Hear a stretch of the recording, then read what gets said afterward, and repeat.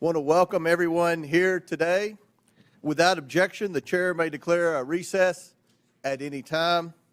I now recognize myself for the purpose of delivering an opening statement.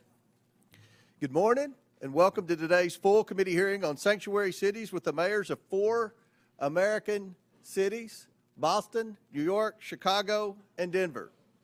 Over the past 4 years, the Biden administration created the worst border crisis in American history. The Democrats said that President Biden did not have the power or the money to stop the flow of illegal aliens at the southwest border. Turns out, the only thing President Biden did not have was the willpower. In a few short weeks, President Trump has proved what we all know to be true. The Biden administration could have stopped the crisis at any moment if only they had the courage to enforce the law. Since President Trump assumed office, illegal entries at the southwest border have plummeted, a 94% drop in 1 month, 94%. Under President Trump, the world knows that there are consequences for unlawful entry into the United States. The border crisis was not the result of climate change, a lack of resources, or a failure to grant amnesty. It was the result of the last administration's deliberate choice. President Biden enacted policies starting on the day he assumed office to allow millions of unvetted illegal aliens to pour into the United States. Many of these illegal aliens have long rap sheets that include violent crimes. President Trump has an electoral mandate from the American people to deliver on his promises to secure the border and enforce the immigration laws of the United States. And he is delivering on this promise big time. The mayors here today each lead so-called sanctuary cities. And let's be clear, these policies only create sanctuary for criminals. Sanctuary policies violate federal immigration law by protecting criminal aliens at the expense of the American people. Sanctuary cities and states refuse to cooperate with federal immigration enforcement efforts and harbor illegal aliens.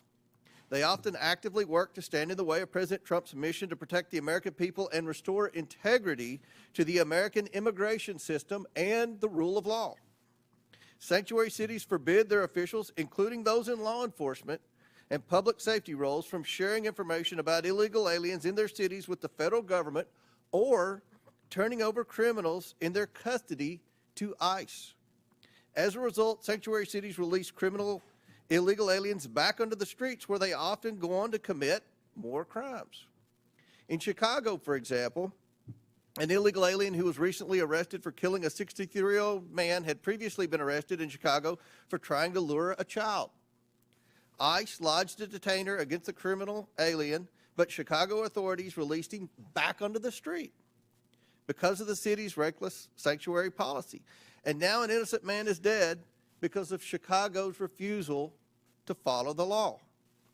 These reckless sanctuary policies also force federal immigration officers to go into local communities to apprehend criminal illegal aliens. If sanctuary cities were to simply communicate and work with federal immigration authorities, then federal agents could arrest criminal illegal aliens in a secure environment like a state or local jail. Instead, they have to risk their own safety and public safety by having to go into uncertain, dangerous circumstances just to make arrests. Sanctuary cities make us all less safe and are a public safety nightmare. That is why I launched an investigation into sanctuary cities and why these mayors are here today. We cannot let pro-criminal, alien policies and obstructionist sanctuary cities continue to endanger American communities and the safety of federal immigration enforcement officers. Today, Mayors Wu, Johnston, and Adams will be publicly accountable for their failure to follow the law and protect the American people. President Trump and his administration are taking action against sanctuary cities, and Congress must follow, not by allowing a single penny of federal funding to go to cities and states that prioritize criminal aliens over the American people. I now yield to Ranking Member Conley for his opening statement. Thank you, Mr. Chairman. Every member here today, Democrats and Republicans alike, agrees that violent criminals don't belong in our communities. We all want our cities to be safe and have zero tolerance for violent crime, irrespective of the status of the perpetrator. Where we disagree is that my Republican colleagues prefer a selective application of the law to shield the President of the United States from accountability and this administration from the rule of law itself. In America, we uphold the rule of law, independent from partisan politics, without fear or favor.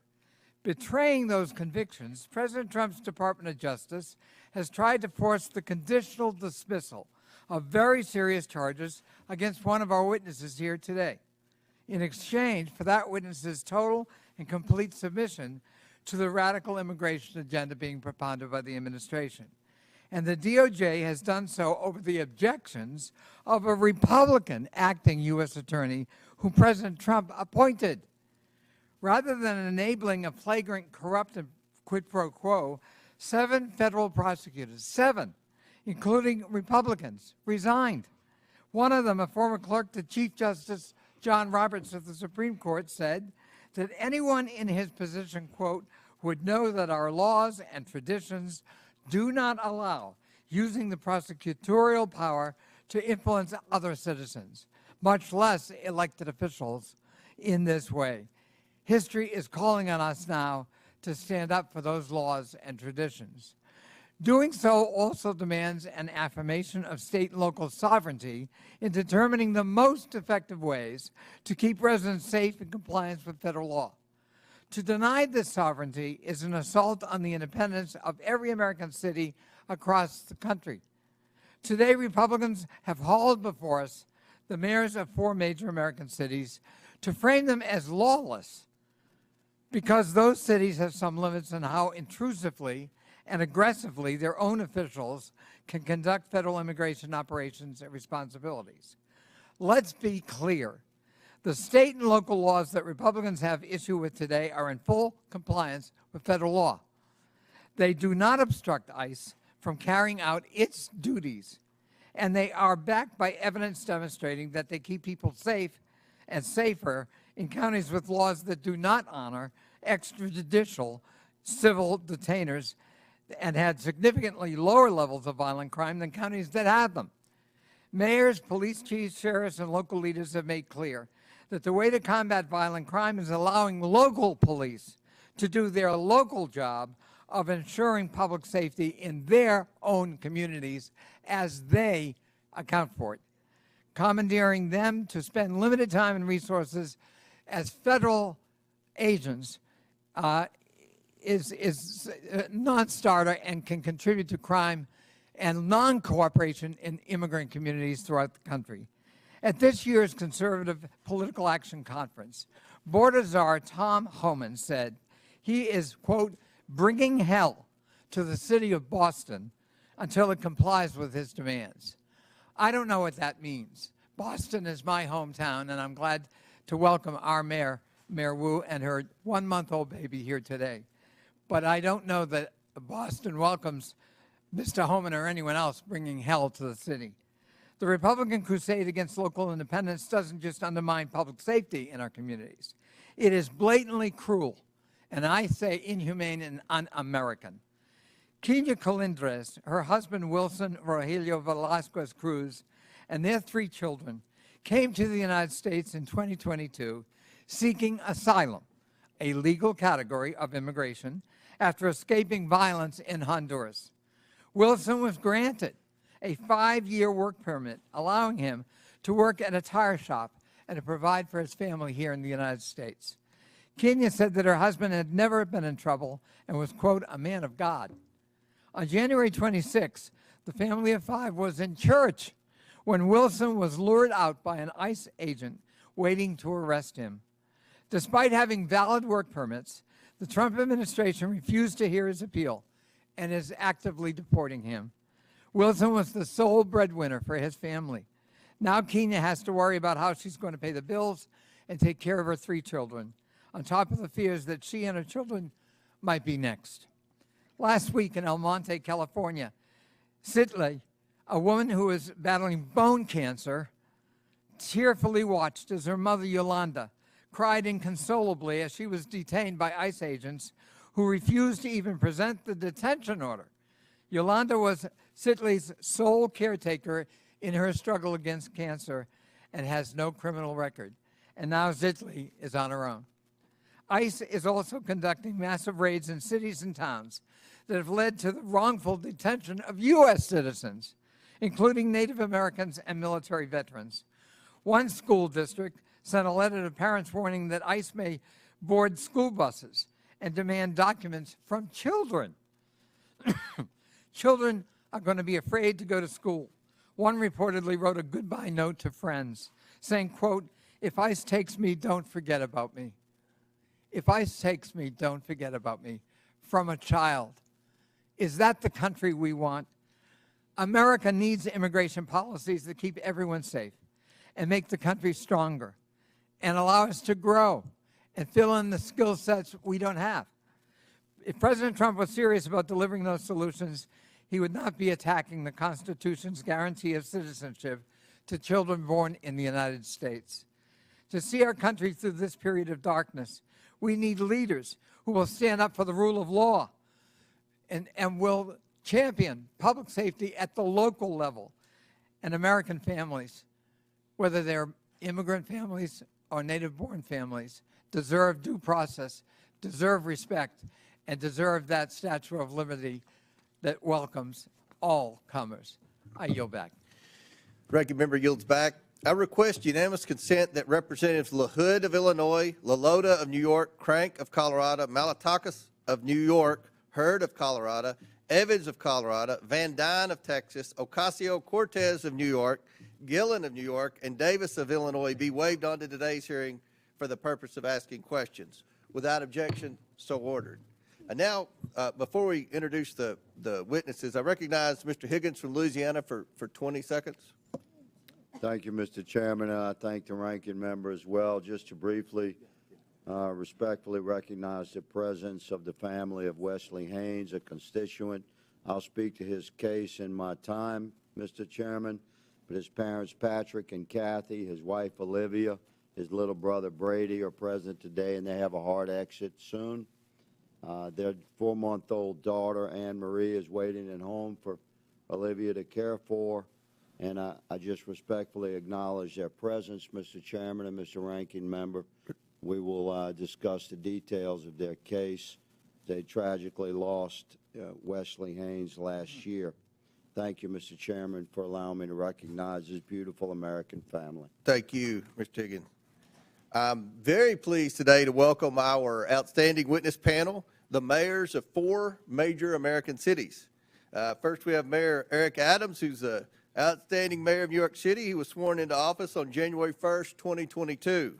We have Mayor Mike Johnston, who's the mayor of the city and county of Denver. He was sworn into office on July 17th, 2023. I now recognize Representative Krista Morte from Illinois for 1 minute to introduce our next witness. Mr. Chair, I'm pleased to introduce Brandon Johnson, mayor of the greatest city in the world, namely Chicago, a city that was built by generations of immigrants, people like my parents and myself. Mayor Johnson was raised in Elgin, Illinois, which I'm proud to represent in Congress. The mayor was one of 10 children born to Andrew and Wilma Jean Johnson. His parents inspired him to become a teacher in the Chicago Public Schools and then later to run for office. Mayor Johnson won his first race for Cook County Commissioner in 2018 and later became mayor of Chicago in 2023. Mayor Johnson has dedicated his life to public service, and I'm pleased to welcome my fellow Illinoisan to the United States House of Representatives and to the Oversight Committee. Welcome, Mayor. I now recognize Representative Presley from Massachusetts for 1 minute to introduce our next witness. Thank you, Mr. Chair. I'm proud to introduce Mayor Michelle Wu, a dedicated leader committed to making Boston a welcoming home for everyone, and the first woman and person of color to be elected mayor of the city of Boston. For over a decade, I've had the privilege of working alongside Mayor Wu and witnessing her dedication to public service firsthand. She leads with compassion, she is innovative and inclusive. Under her leadership, Boston has become the safest major city in America, a city that is welcoming to families from all walks of life. Just weeks ago, she welcomed her newest family member, baby Mira, who is with us today, a beautiful reminder of the future she's working to build. Madam Mayor, I am grateful for your partnership, friendship, and leadership. Thank you for being here. Gentlelady yields back. And finally, we're also joined by Mr. David Beer, who is the Director of Immigration Studies at the Cato Institute. Mr. Beer is the minority witness here today. I want to thank you all again for joining us, and I look forward to our discussion this afternoon. Pursuant to Committee Rule 9G, the witnesses will please stand and raise their right hand. Do you solemnly swear or affirm that the testimony you are about to give is the truth, the whole truth, and nothing but the truth, so help you God? Let the record show that the witnesses answered in the affirmative. Thank you all. You may take a seat. We, again, appreciate you being here today and look forward to your testimony. Now, let me remind the witnesses that we have read your written statement, and they will appear in full in the hearing record. Please limit your oral statement to 5 minutes, and we're going to limit our questions to 5 minutes, and that's going to be enforced today, and that's for both sides, As a reminder, please press the button on the microphone in front of you so that it is on and the members can hear you. When you begin to speak, the light in front of you will turn green. After 4 minutes, the light will turn yellow. When the red light comes on, your 5 minutes have expired, and we would ask that you please wrap up. I now recognize Mayor Adams for his opening statement. Good morning, Chairman Comer, Ranking Member Connolly, and members of the committee. As mayor of New York City and a former police officer for 22 years, keeping New Yorkers safe is my top priority, and it has been our administration's North Star. When I entered this role, my job was to help our city recover from the negative effects of COVID. Most importantly, to bring down crime. As a result, overall crime was down across New York City last year, and we have now had 3 straight months of double-digit declines in major crimes. I'm here today to testify on how New York City can continue to reduce crime, even as a sanctuary city. To be clear, a sanctuary city classification does not mean our city will ever be a safe haven for violent criminals. It also does not give New York City the authority to violate federal immigration laws. To the contrary, New York City will always comply with city, state, and federal laws as it does now. Law-abiding immigrants in New York have an important role. Immigrant New Yorkers, including those who are undocumented, pay billions of dollars in taxes and contribute billions more in spending power to our economy. Immigrants also play a vital role in the functioning of the city.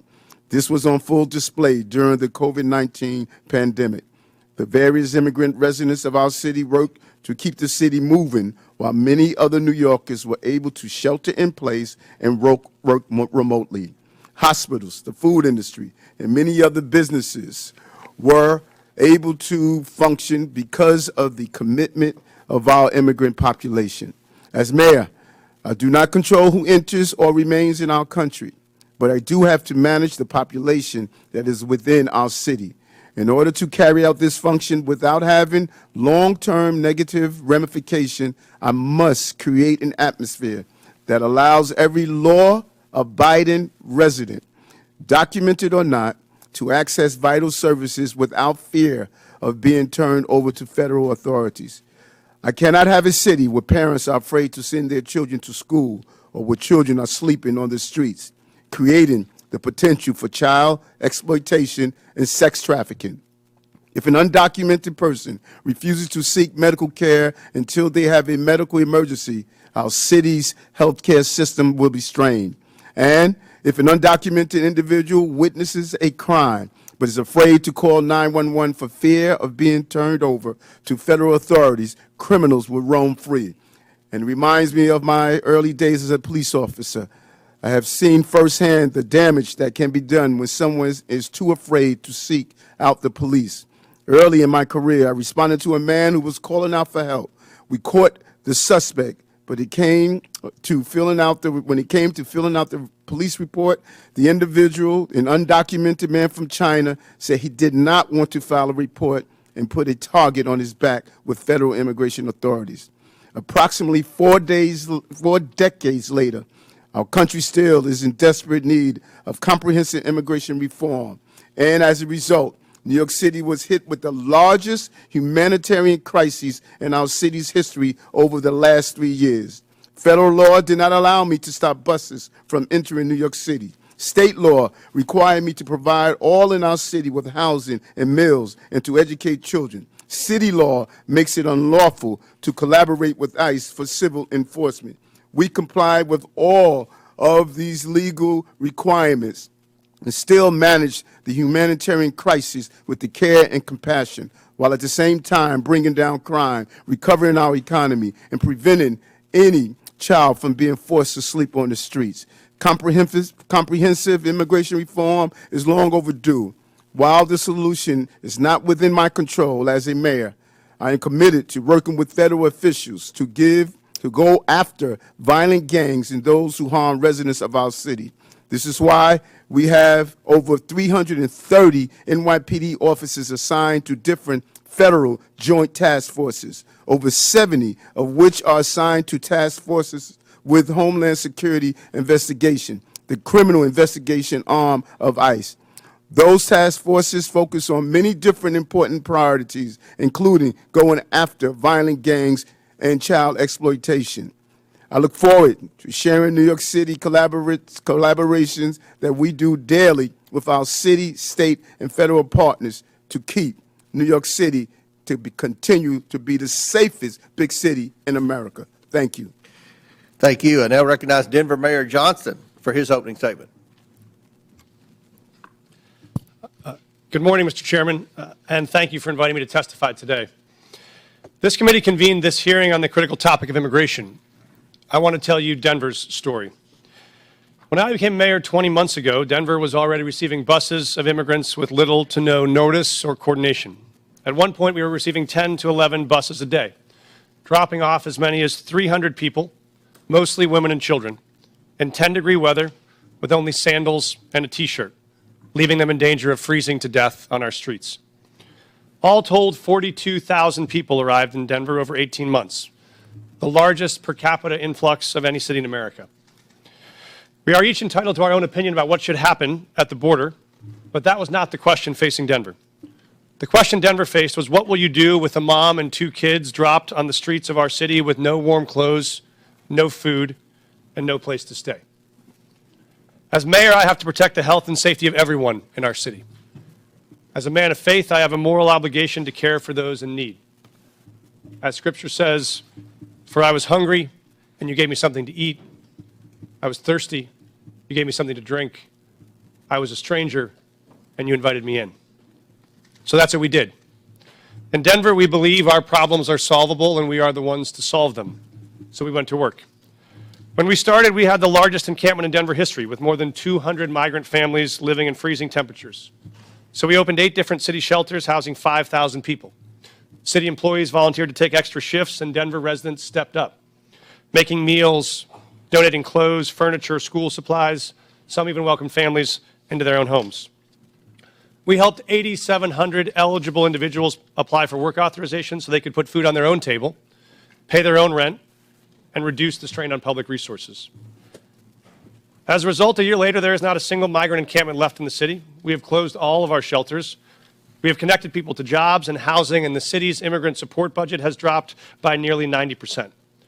And in the midst of this, migrants did not bring a wave of crime to Denver. In fact, crime went down. Homicides dropped 17%, shooting victims dropped 24%, auto theft down 29%. America is not just a place, it's a belief. Some people are born into it. Some fight their whole life to get to it. It's a belief that all are created equal. It's a belief that it doesn't matter where you came from if you're willing to fight hard enough. Julian Becerra's parents believed that. So they brought him to this country from Mexico when he was 10. They taught him respect, and they taught him to love and serve his community. As an adult, he decided the most honorable way to serve his community was in uniform. So he enlisted in the Air Force.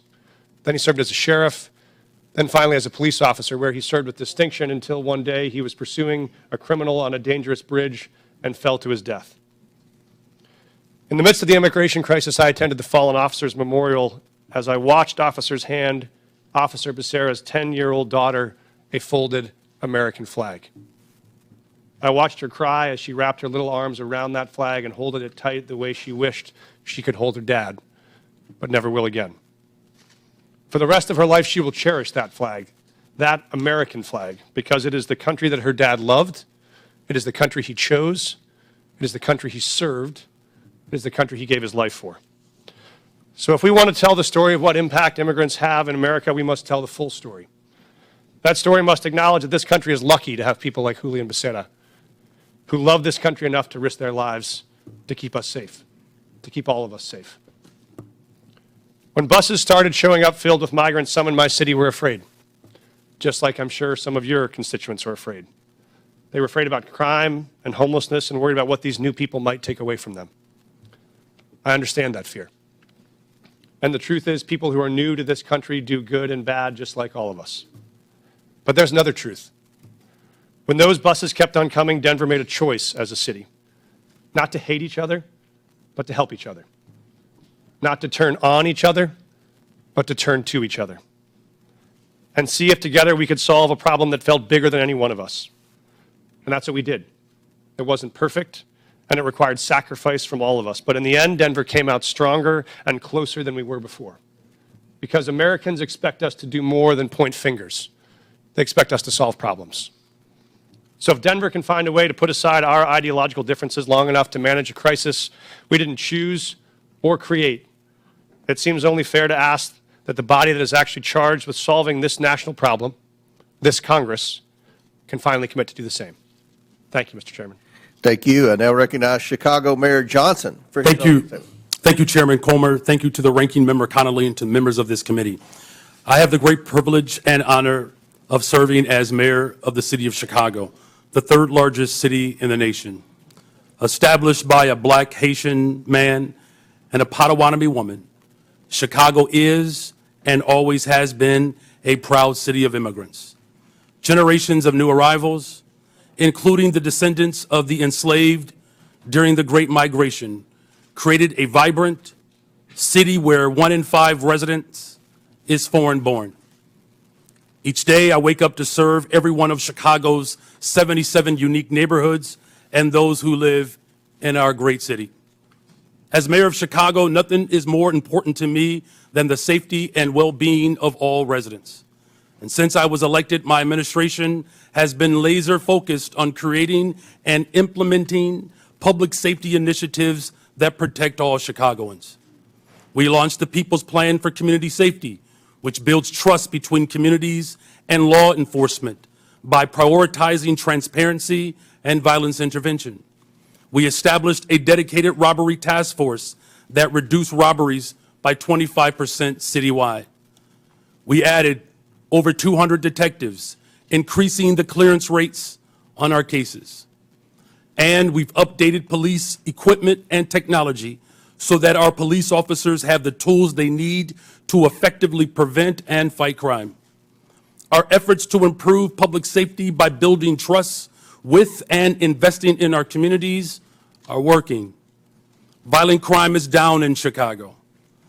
The city ended 2024 with its lowest homicide rate in 5 years. The city is also safer because of our Welcoming City Ordinance. That law makes sure that the city's police resources are focused on our local priorities. In fact, the 40 years of Chicago's leaders have recognized that our policies toward civil immigration matters help to prevent and solve crimes. Put simply, any actions that amplify fears of deportations make Chicago more dangerous. Those fears cause witnesses and victims to avoid cooperating with police. The cooperation of all people, regardless of their immigration status, is essential to achieving the city's goals of reducing crime and pursuing justice for victims.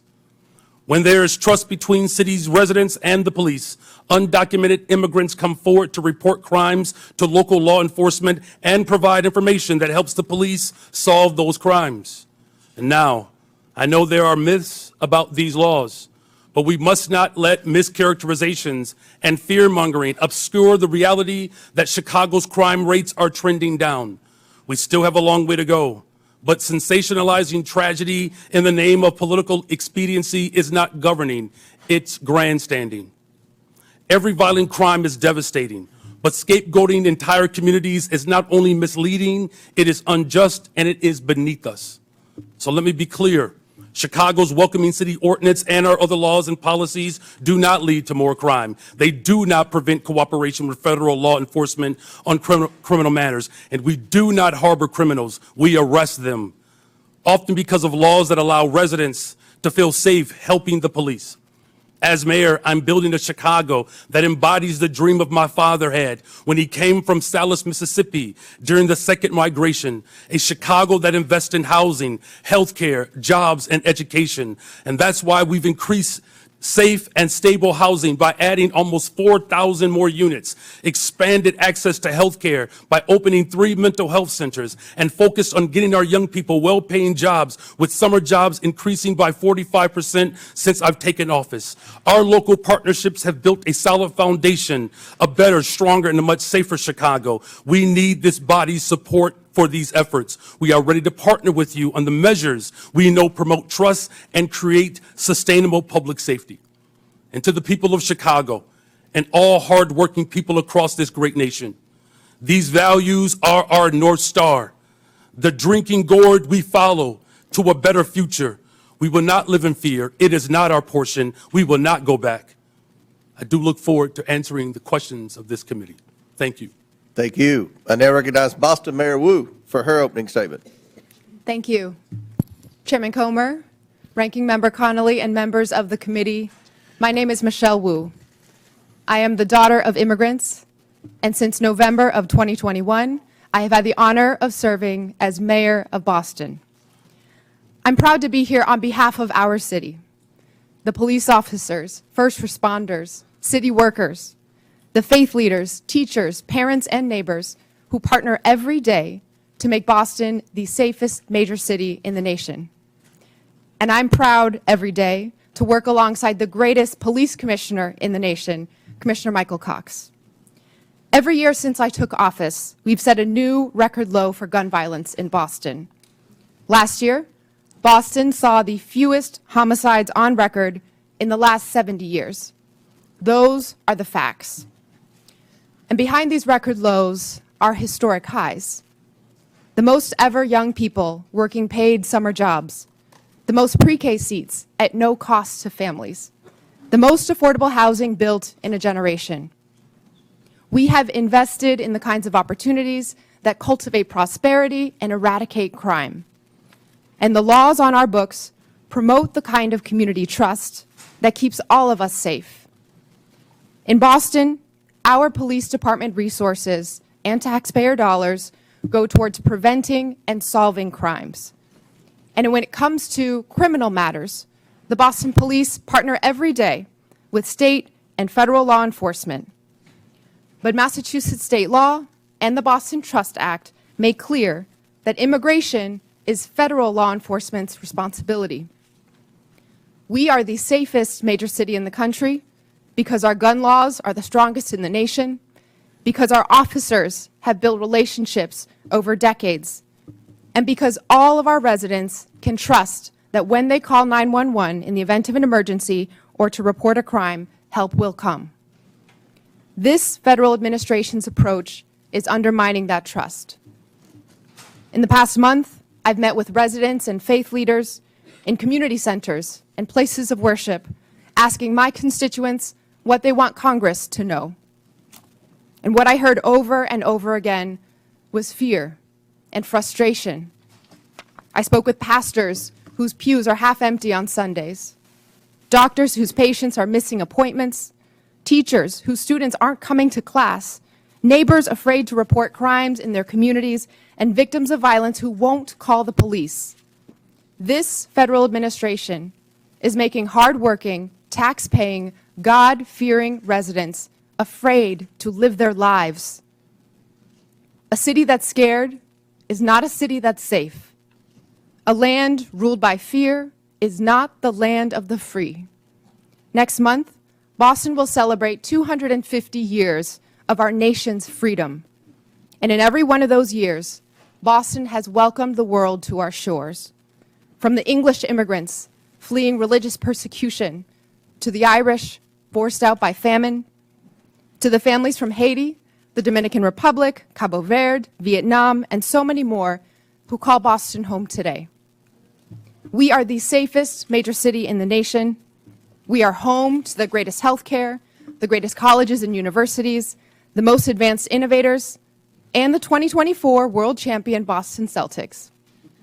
We are the cradle of democracy and the city of champions. We are all of these things not in spite of our immigrants, but because of them. 1 in 7 signers of the Declaration of Independence were immigrants. On the last 4 Red Sox rosters to win a World Series, 1 in 5 were immigrants. Of all the faculty at Boston University to have earned a Nobel Prize, all but 1 were immigrants. Today, 1 in 4 Boston residents were born somewhere else. Most have jobs, many have kids. All of them chose this country as their home because, like my mom and dad, they believe that here, where you've been doesn't limit where you're going. The strength of your character has nothing to do with the color of your passport. And how hard you work matters more than where you were born. That wherever you're from, if you pitch in, look out for your neighbors, and cheer for the home team, you can build a better future here for the people you love. So to every one of my neighbors back in Boston, know this: you belong here. This is your home. Boston es tu hogar. Boston, 这里卡有，这是你的家. This is our city. We are the safest major city in the nation because we are safe for everyone. Thank you. Thank you. I now recognize Mr. Beer for his opening statement. Chairman Comer, Ranking Member Connolly, and distinguished members of the committee, thank you for the opportunity to testify. The Cato Institute's half-century of independent research demonstrates that people of all races, religions, and birthplaces can thrive in a free society. Liberty must be protected, both from over-intrusive government and from private violence. Unfortunately, the President's chaotic, indiscriminate deportation plan does the opposite. It harms public safety, threatens Americans' rights, and undermines the successful integration of America's immigrants into its society and economy. The President's first action was to rescind the requirement that ICE target public safety threats first. He has ordered that millions of vetted immigrants be stripped of lawful status and deported. He is even attempting to deport the U.S.-born children of people without permanent status. This flagrantly unconstitutional act effectively orders a series of crimes, wrongful arrest and imprisonment, civil rights violations, and unlawful deprivation of voting rights.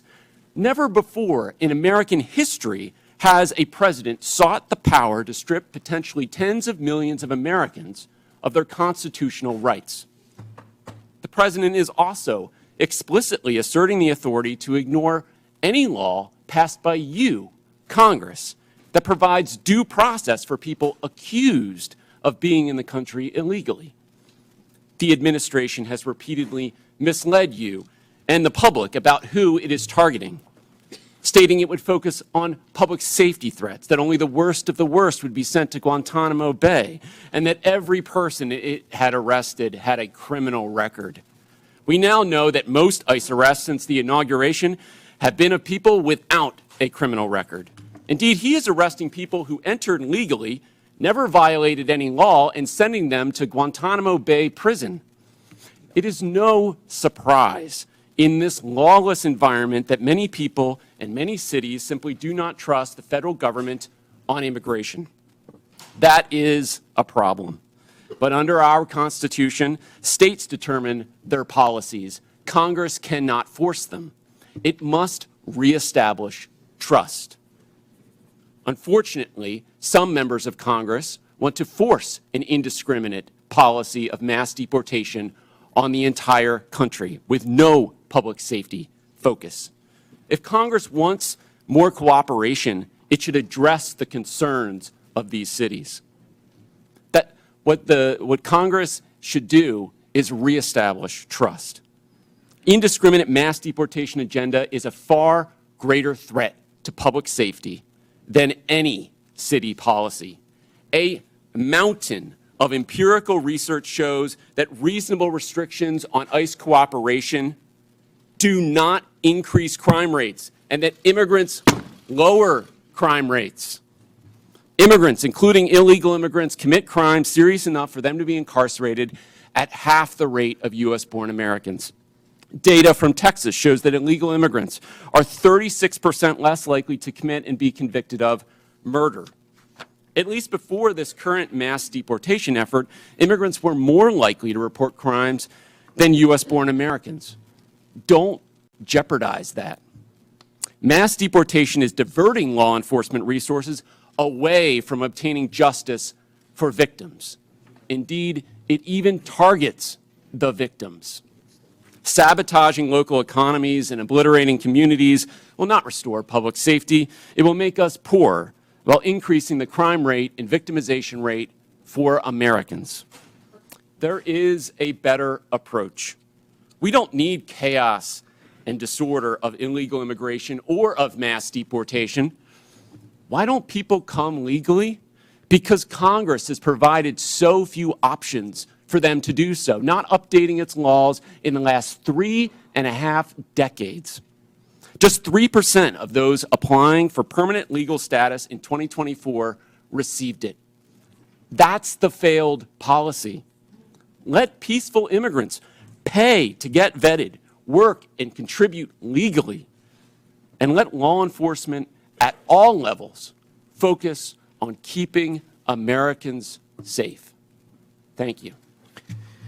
Our witnesses have concluded their opening statements. We're going to begin with questions from members, and I want to remind the members we have 60 members today that are going to ask questions. So I'm going to strictly enforce the 5 minutes. I'll hit the gavel if anyone's still talking, and we'll allow the witnesses to answer the question. But let's please be mindful. We have a lot of questioners today for this very important hearing, and again, we thank the witnesses. I'll recognize myself to begin questions for 5 minutes, and I have limited time, so I want to start with a simple yes or no question, and I'm going to hold you all to that because after the first question, then we'll allow for a little more time. But Mayor Johnston, in 2017, Denver prohibited city officials, including corrections officers, from assisting and cooperating with any investigation, detention, or arrest procedures related to federal immigration laws. The city also stated that federal immigration authorities shall not be granted access or allowed to use the secure areas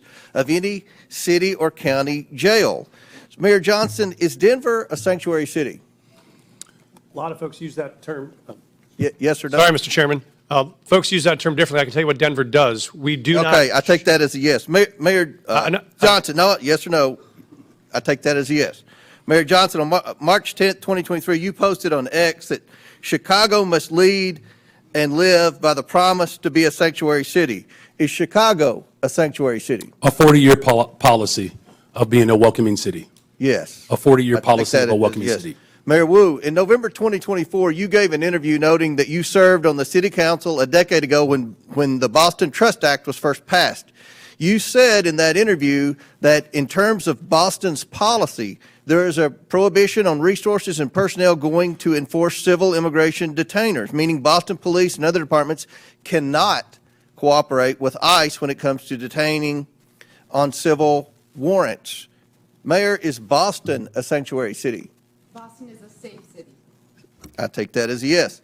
And Mayor Adams, on November 12, 2024, you said, quote, this is a sanctuary city, but I must comment that you have, of the witnesses today of the major cities, you have publicly stated that you were willing to work with ICE on detaining the most criminal illegals, and I want to publicly thank you for that. But my question to you, sir, is New York City a sanctuary city?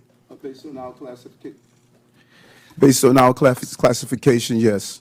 Okay. Last year, in a Boston suburb, an illegal alien raped and impregnated his 14-year-old daughter while living in a shelter for illegal aliens. Mayor Wu, under Boston law, would you turn this criminal over to ICE on a detainer? Whenever there's a criminal warrant, Boston police enforce that and hold people accountable. So would you turn that criminal over to ICE? This happened outside the city of Boston, but I can tell you in the city, Whenever someone commits a crime, whenever there's a criminal warrant, we hold them accountable. If ICE deems that they are dangerous enough to hold, obtain a criminal warrant, and the Boston Police will enforce it. Will you turn that criminal over to ICE? We follow the laws, I and take we that make as a no. sure that everyone. In Chicago, is an illegal alien who is a suspected member of a violent foreign gang who was brought into custody for his potential involvement in a murder. He was released when Cook County declined to press charges. This illegal alien is also facing charges for kidnapping and sexually assaulting his former girlfriend last year. Now he's on the streets. Mayor Johnston, under Chicago law, would you turn this criminal over to ICE on a detainer? Our local law enforcement works hard every day to get criminals off the streets of Chicago. Would you turn that criminal over to ICE? That's the problem. That's one of the topics of this conversation. That's one of the problems we've heard from Tom Hammond and from the Homeland Security, is that in your cities, when someone's apprehended for a crime, and ICE is now, with this new federal policy, wanting to come in and deport the criminal alien, that you will not cooperate with ICE. Will you turn that criminal over to ICE? And we do not harbor criminals. Our local police department works hard every single day to ensure that the city of Chicago is Yes safe. or no? Will you turn the criminal over to ICE? With a criminal warrant from the federal government, our local law enforcement repeatedly collaborates with federal agents. So you're saying publicly today, you will turn that alien over to ICE in a safe place like a jail, and not turn him out on the street and say, here you go, ICE, good luck. You will turn that criminal over to ICE. With a criminal warrant, as we have done for 40 years. Should that criminal be turned over to ICE? With a Mayor? criminal warrant, they are subject to the federal laws, and that includes deportation. My time has expired, but again, the point that we've got to iron out today is that we have to have cooperation. It is federal law to turn over those illegal criminals to ICE. And we have heard reports, and many of you have said publicly, that you are going to obstruct that. That is against the law, and we're going to hear more about that today. Now I recognize the ranking member, Conley, for his 5 minutes. Thank you.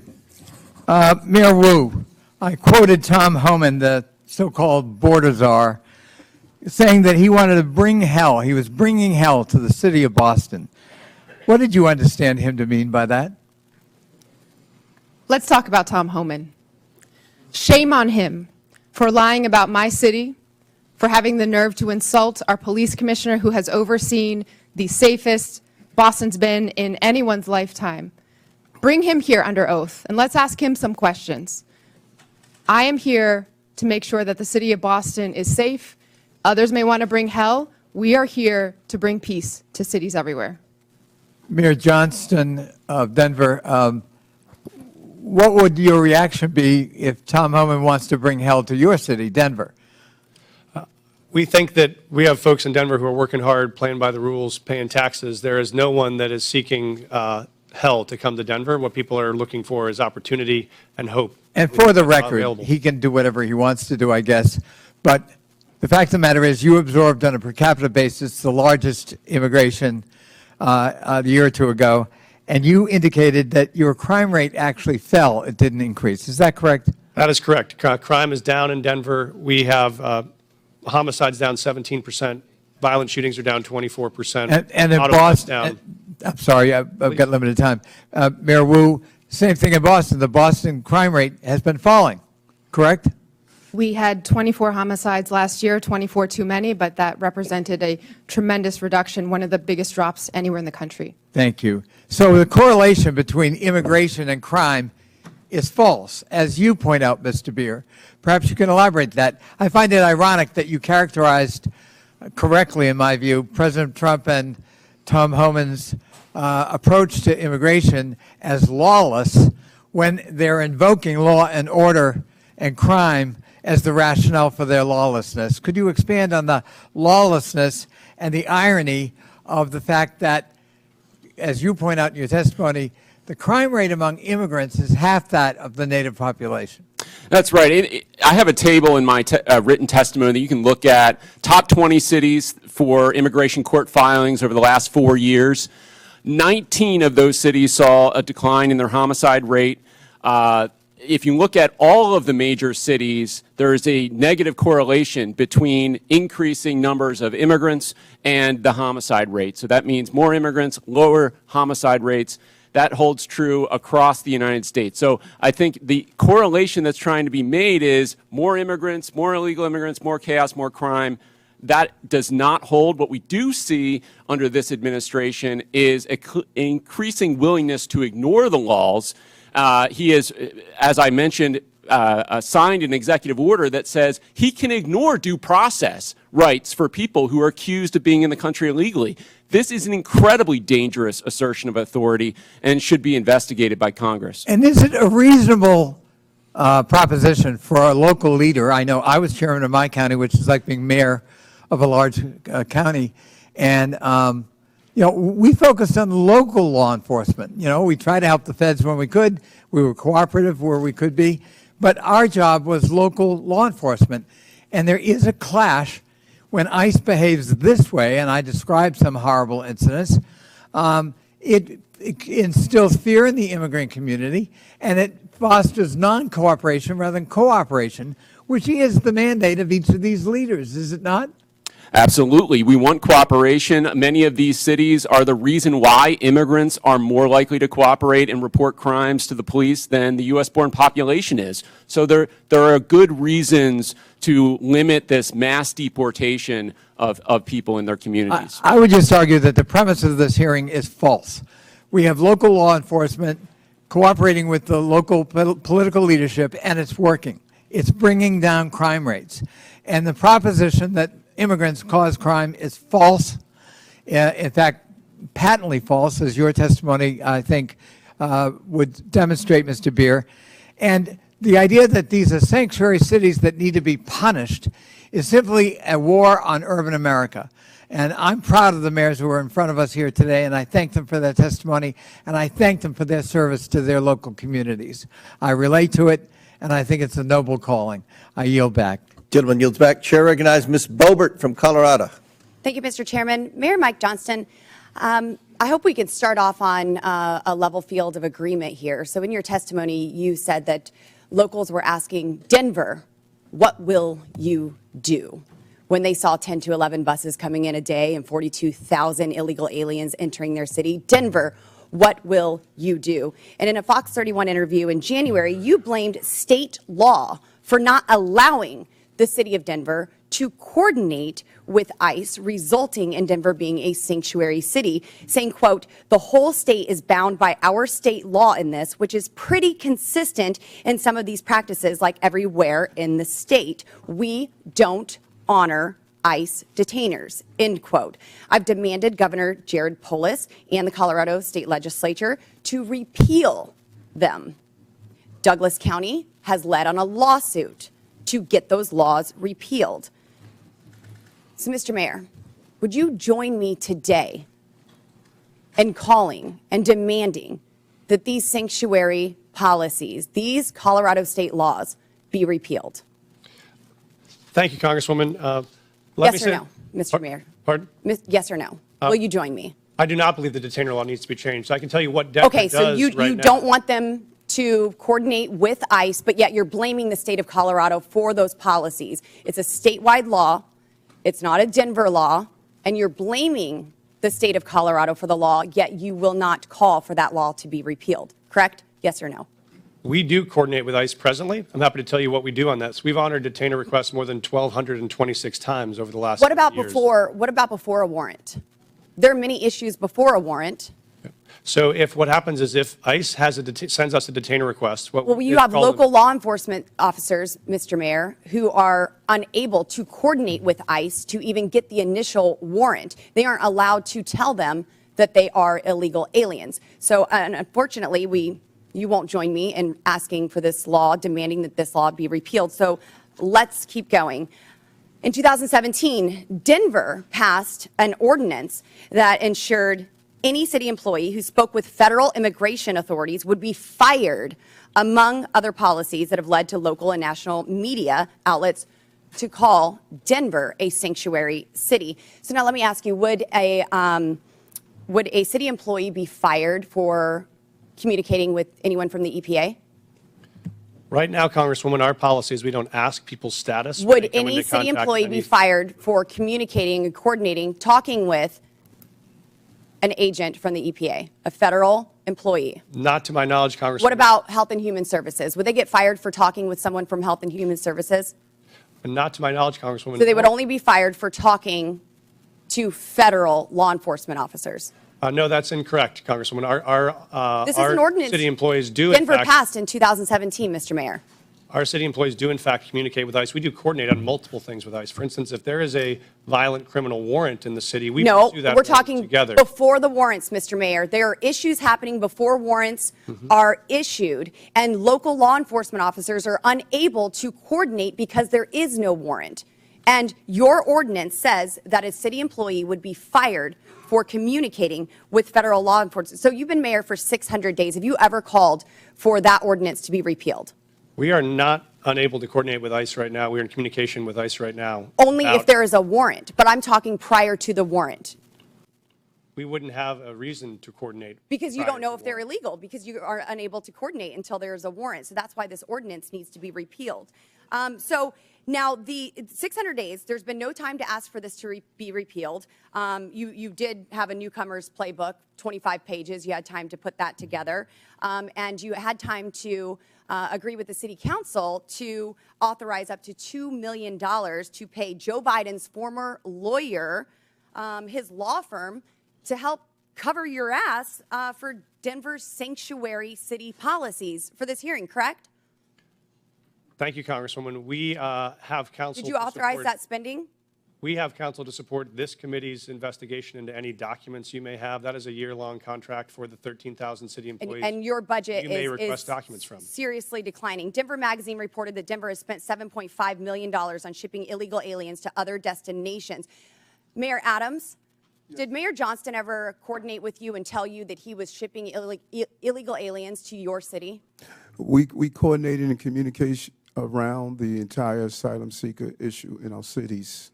So I've heard that Denver crime went down. Well, Aurora's crime went up because you were also shipping them to Aurora. And we have documentation that I don't have time to discuss here in this hearing that proves you were shipping illegal aliens to Aurora. Their crime was increasing while you were hiding under laws that you will not demand be repealed, ordinance from your city. And then crime was going up from Trinidad Aragua gangs vandalizing apartment owners. Thank you, Mr. Chairman, and I hope that we can get this We have a resolved in 5-minute Colorado. rule, Mr. Chairman. Gentlelady's time's expired. Chair recognizes Ms. Norton from Washington, D.C.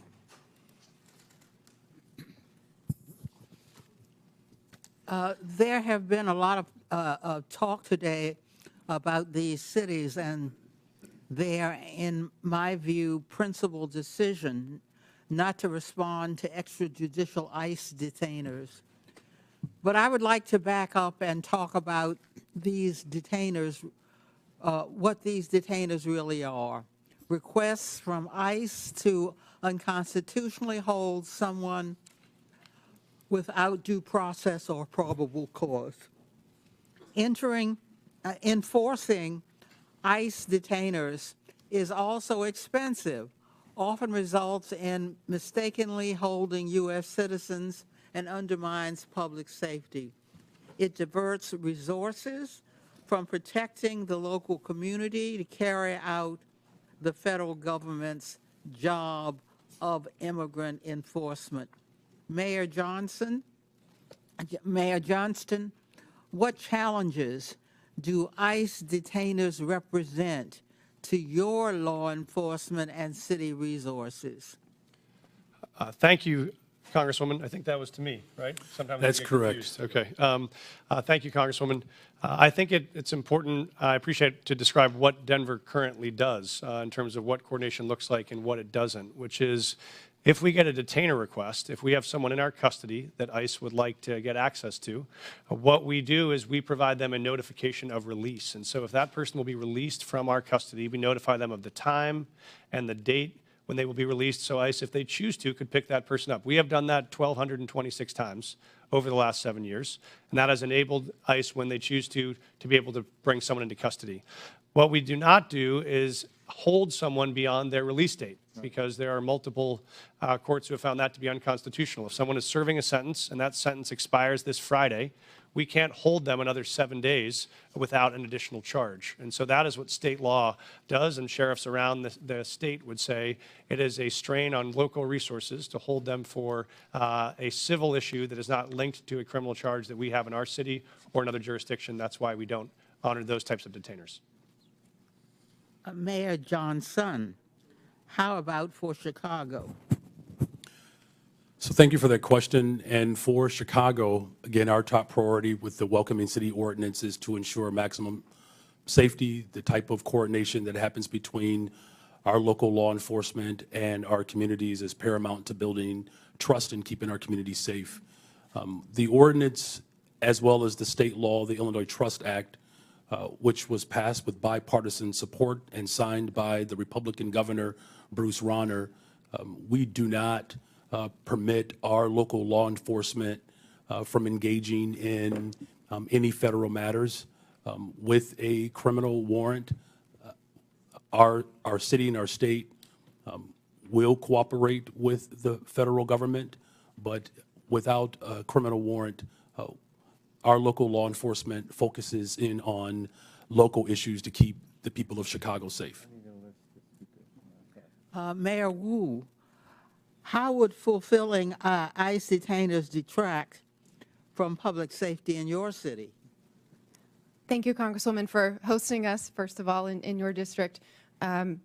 We hear every day from Boston residents, a city that is 28% people who were born in another country, that the trust and feeling that they know they can call 911 when they need help, or if they have information to solve a crime and police need that help, that they feel comfortable in doing so. And so our policy in Boston is that regardless of your background or immigration status, you have access to our libraries. We want you to take your kids to school. We want you to be part of our community.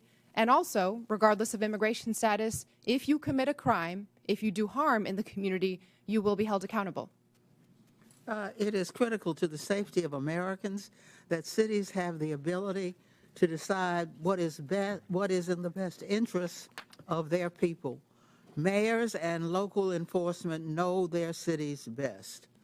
I would yield any time remaining to the ranking member. I just want to underscore what the gentlelady has said. Local government knows best how local enforcement, law enforcement works. And cooperating with ICE is part of that, but they can't be a substitute for ICE doing its own job, which is a federal responsibility. Thank you for yielding. Before I recognize Mr. Jordan, I believe Ms. Boebert has a unanimous consent. Yes, Mr. Chairman, I'd like to ask unanimous consent to submit to the record multiple local news articles referencing Denver's sanctuary policies, including the Newcomers Playbook written by Mayor Adams and the budget, which shows millions and millions of dollars of the Denver City budget cut. Without objection, so ordered. Chair now recognizes Mr. Jordan from Ohio. Thank you, Mr. Chairman. Mayor Johnston, who's Abraham Gonzalez? Thank you, Congressman. He is a individual that was released from the county jail on Friday in the city and county of Denver. That's all you know about him?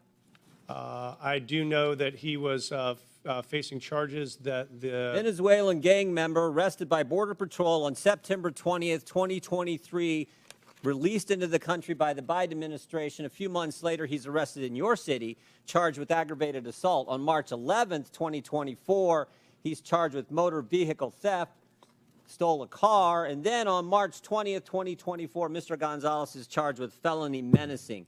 6 days after that last charge, ICE sends you a detainer, which includes an administrative warrant. Basically, it says if you're going to release this bad guy, this gang member who allegedly stole a car, menaced people, and assaulted people, give us a 48-hour heads up. that right? Does that refresh your memory? I do know about the detainer request. I do know that we provided a notification of release. What kind of notice did you give ICE when you released him? We gave him notification. I'm not sure how long in advance it 1 was. hour. I do know that. 1 hour. I do know that there were 1 six- hour notice, and you released him 5 days ago, right? Why not give him more heads up? Actually, let's put the slide up. Let's see what it says here. Let's put the slide up. This is what the Denver Sheriff's Department, it's kind of hard to see, so I'll read it. It says, Denver Sheriff Department, ICE notification being released to the streets. I simply said, just release him to us. You release him to the streets. Why not release him to ICE? Thank you. What we've done, and we do this regularly, we've done 1,226 of these, is we notify I'm ICE. asking about one. I'm not asking about the 1,200. I'm asking about Mr. Abraham Gonzalez, who's a gang member from Venezuela, stole a car, assaulted someone. You had him in your custody for how long? I know that we released him. 345 days you had him in custody. And I said, hey, can you give us 48 hours heads up?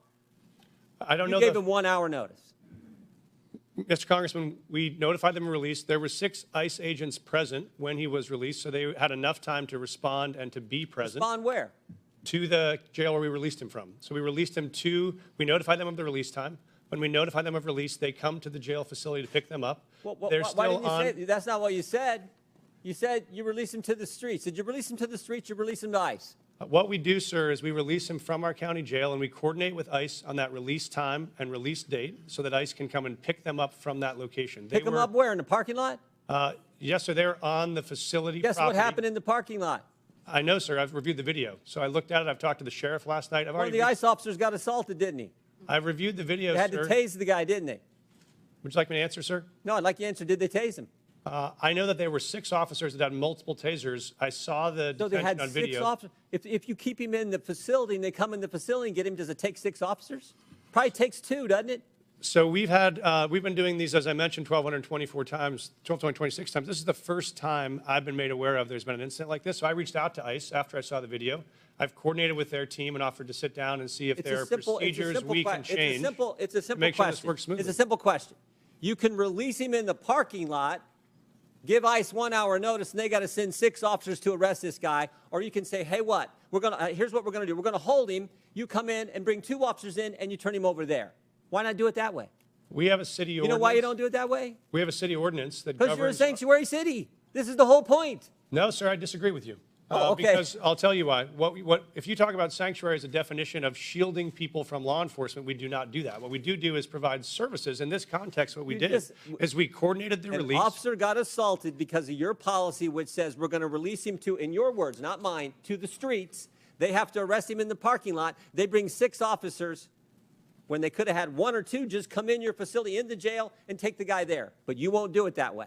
I've seen the video. I've reached out to ICE. I've offered to sit down and coordinate on strategies. If we need to make adjustments to what we do on releases, we'll do that. This is the first time in the 1,226 releases I've heard of an incident, I read your so we'll written take testimony action. last night. I read your written testimony last night. 4.5 pages. And you used the word safe, safer, or safety 13 times. Talking about my job is to protect the safety of the people in Denver. We prioritizing making sure everyone in our community is safe. That's a lie. Because it was not safer for the ICE agents who are part of your community. No way was it safer. The safest thing to do is to say, ICE, we got him in custody. Come here, we're releasing. We held him 345 days. We can't hold him a second longer. We can't wait for you to come inside the building. We got to let him go, so you have to arrest him in the parking lot. That is how stupid sanctuary policies are and what they mean to the community that you put at risk and to the ICE officers ICE officer who was assaulted, and they had to use a taser on them. It's not good. Mr. Chairman, Time, Mr. Chairman. 5 minutes is up. Consent request. Gentlemen's time's expired. Chair recognizes Mr. Lynch from Massachusetts. Thank you, Mr. Chairman and Ranking Member Connolly. I want to thank the panelists for your willingness to come before the committee and help us with our work. You know, I truly believe that if we had a rational and comprehensive immigration policy in this country, if we competently regulated the flow of immigration, if we knew the purpose and circumstances of each immigrant's arrival here, and if every immigrant knew what was expected of them when they arrived, I honestly and truly believe that immigration could be the greatest blessing for our country. look at our world rivals, China and Russia. No one is trying to sneak into China, sneak into Russia. It's because of what we offer here as a nation. There is a substantive issue that's at play here, and I want to address that. So under Article 1, Section 8, Clause 4 of the Constitution, it provides Congress, and I'll read the section here, to establish a uniform rule of naturalization. And Clause 18 further provides that Congress has the power to make all laws that shall be necessary and proper to execute its enumerated powers, including immigration. So it appears that Congress has taken up that responsibility in the Immigration and Nationality Act, which they exercise under constitutional writ. On the other hand, we have local so-called sanctuary city laws that at times, so those sanctuary cities laws tend to address local cooperation with federal authorities in your jurisdictions, within your cities. And sometimes it does appear that the sanctuary city laws are defending against the congressional grant of authority to operate in that area. Now, you all, as mayors, and I ask this of the entire panel, you deal with this every single day, and we've heard some of it in your testimony eloquently.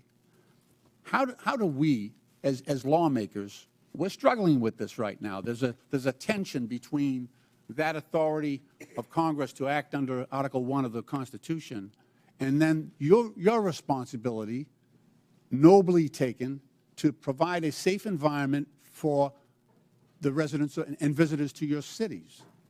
How do we reconcile, and I'm asking you for advice. You have a great perspective on this. How do we together reconcile the tension between those two operating systems, grants of power? And I'd welcome any advice you have on that, because that's what we are struggling with up here in terms of trying to come up with a comprehensive immigration policy that addresses all of these concerns. Mayor Johnston? Congressman, I'm happy to start the response. We obviously believe there is a federal system that has federal obligations and state and local obligations. We think, as Mayor Wu said, that our officers are uniquely prepared, trained, and ready to enforce local law and to keep our city safe. We want to focus on that.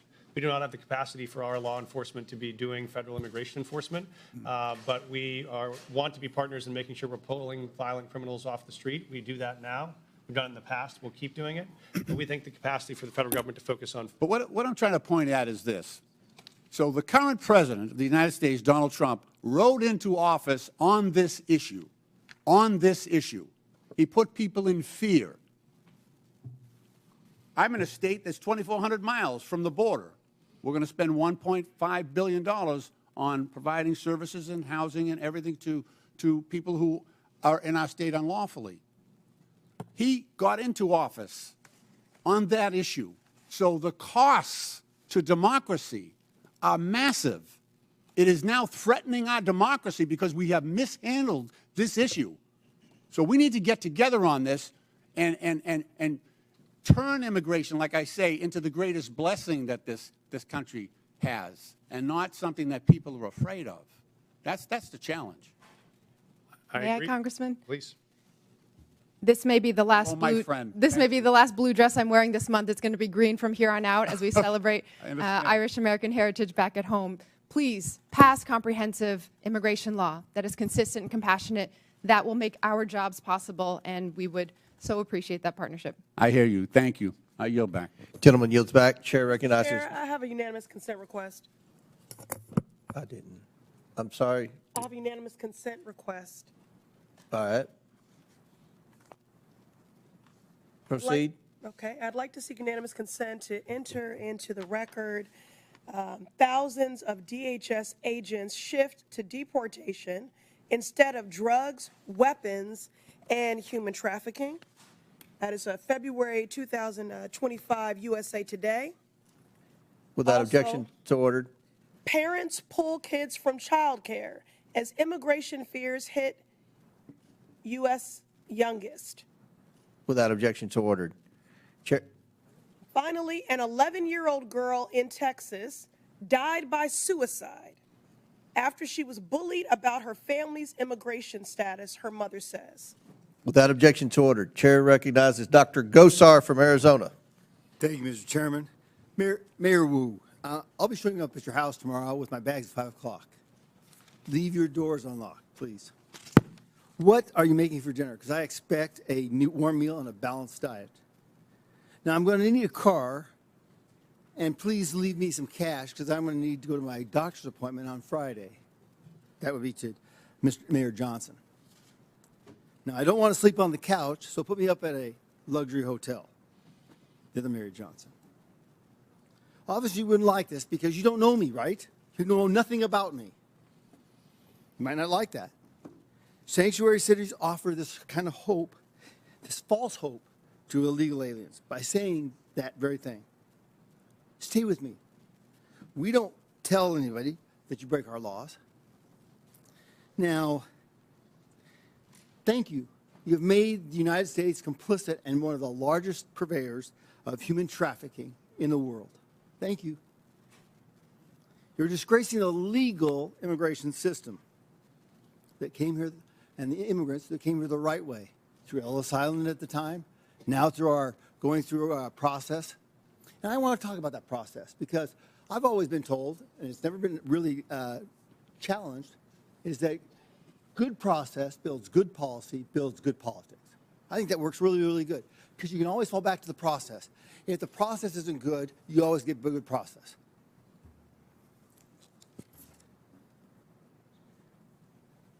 Now, you heard the word establishing trust, okay? How can you establish trust at the very beginning when you have a false narrative here? You're defending folks who have broken the law. The definition I've always looked at is trust is a series of promises kept. What kind of trust are you supporting here? What is the trust with an illegal alien? It's a false hope. It's a false trust. Welcome. We're bringing you in. It's disorganized process.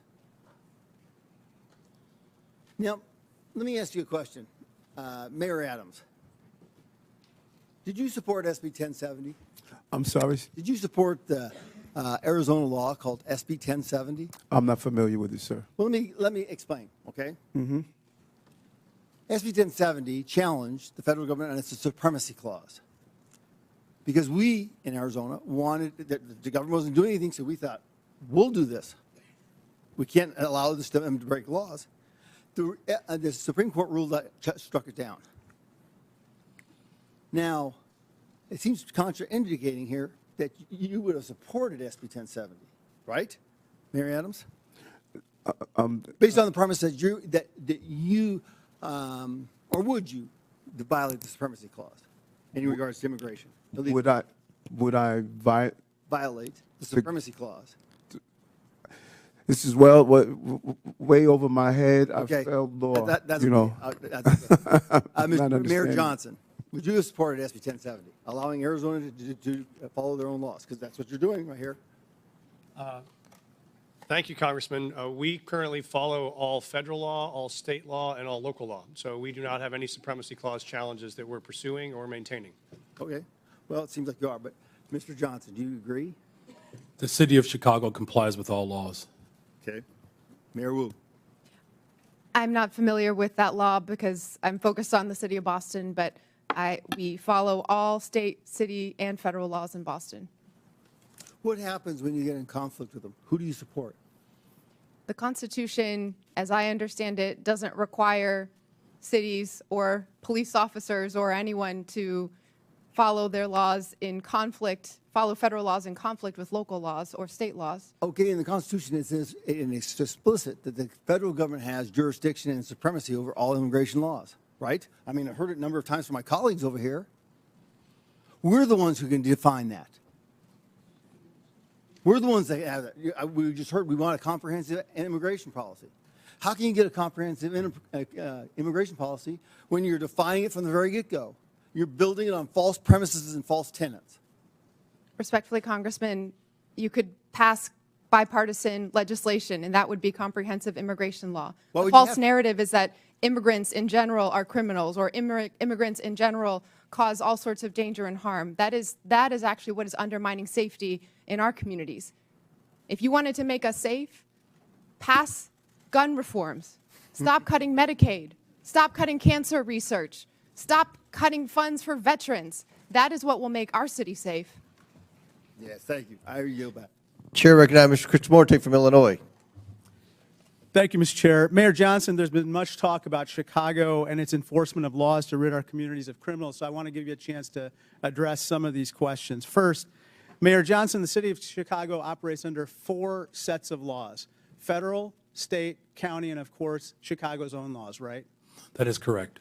And most of these laws are not within Chicago's sole power to change. For example, the Illinois Trust Act, a state law, was enacted in 2017 by then Republican Governor Bruce Rauner and dictates interactions between ICE and law enforcement, right?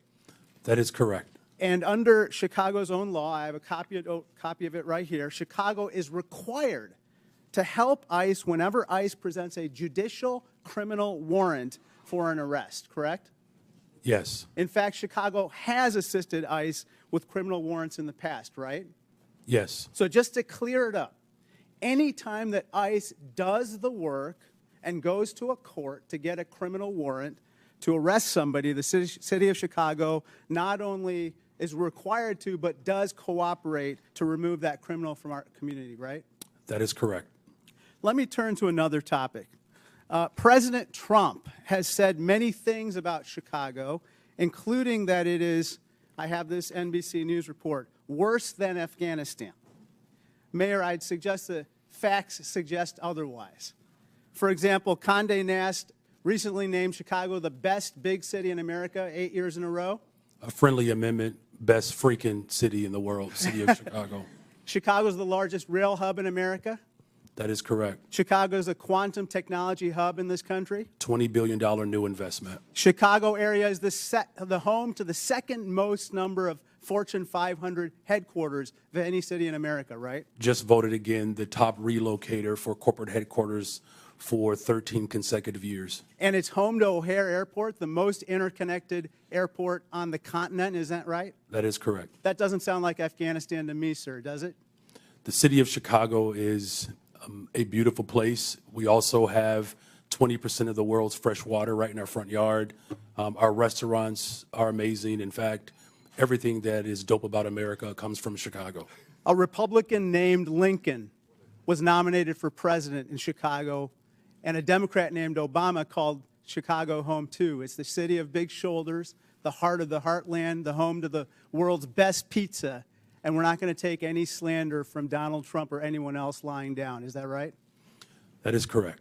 Sir, I want to turn your attention to another topic. Mayor Johnston, you'd agree with me that high grocery prices are among the top concerns for the people of Chicago, right? The economic conditions that are unfortunately that are not being addressed by Washington has caused a great deal of trepidation and anxiety. Mayor Wu, according to USDA, the wholesale cost of a dozen eggs has gone from $6.59 since January 19th when Donald Trump took office to $8.39, a 27% increase, and this has got to anger Bostonians, right?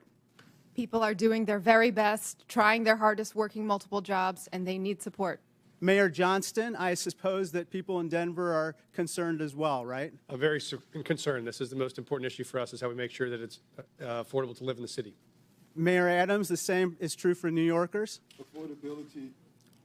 Affordability is an issue that's impacting our city, and that's why we're doing best we can to put $30 billion back in the pockets of working-class people.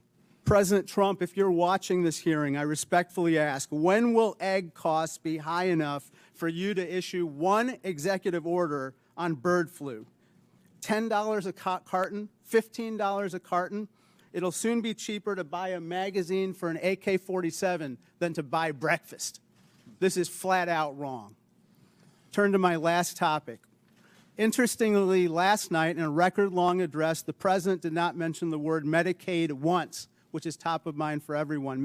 Mayor Johnston, you don't dispute that 1.6 million people in Cook County are enrolled in Medicaid, right? I do not dispute that. In fact, in most of our safety net hospitals, 70% of the individuals that are being serviced are being serviced through Medicaid. I recently received outreach from Lurie Children's, a preeminent children's hospital located in Chicago. They said, quote, slashing Medicaid will put access to care for all children in our state at risk. You would agree that's unacceptable, right? That is unacceptable. It doesn't matter where you're from. If you're white, black, brown, poor, or rich, massive cuts to Medicaid will devastate our health care system. Thank you, and I yield back. Gentleman yields back. Chair now recognizes Mr. Perry from Pennsylvania. Thanks, Mr. Chairman. Mayors, thanks for being here, leaving your cities to come to Washington, D.C. today. By either definition or by claim, each of you, I think, could justifiably say represent what's considered a sanctuary city. If you could describe it, what would you, sanctuary from what? Anybody? Mayor Johnston, you want to start? Mayor Johnston? Thank you, Congressman. I welcome that because I wanted to clarify. We do not shield people from federal law. I just asked you what, so you don't consider yourself a sanctuary city? We provide services and supports. Do you consider yourself a sanctuary city? That's we do not under that definition. You don't use the definition, so you're not a sanctuary. We call ourselves a welcoming city. Okay, so what are you welcoming and who are you not welcoming? Well, we're welcoming everybody. Okay. We don't keep folks. So you're welcoming criminals that you don't have any idea what their crime background is, and you're good with that? No, we aggressively pursue. How do you do that? Anyway. How do you vet the people that you welcome in your sanctuary city? Sir, we don't vet folks that arrive from Illinois or California with a background check when they come into the Denver airport any more than someone from another location. So you're welcoming any illegal immigrant or illegal alien to your city without question? Well, folks that make the decision to come to Denver, they arrive, and then we expect them to you get call a job, them, you pay welcome taxes. them. You welcome them. You call them to your city and say, if you come here, you will be safe from what?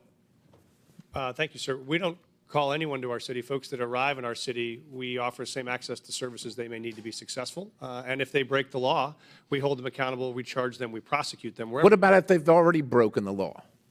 Well, if they've already broken the law and there is another jurisdiction that has a warrant for that person, they let us know and we would cooperate to transfer them to that jurisdiction. I think we saw in Mr. Jordan's conversation with you that you really don't do that. Mayor Johnston, how about you? How many, according to my records, you have welcomed 51,648 illegal aliens to your sanctuary city. So I'd ask you, sanctuary from what? If you're referring to the number of individuals that were bused from Governor Abbott without any coordination, the 52,000 individuals that were seeking asylum, those individuals were bused to us.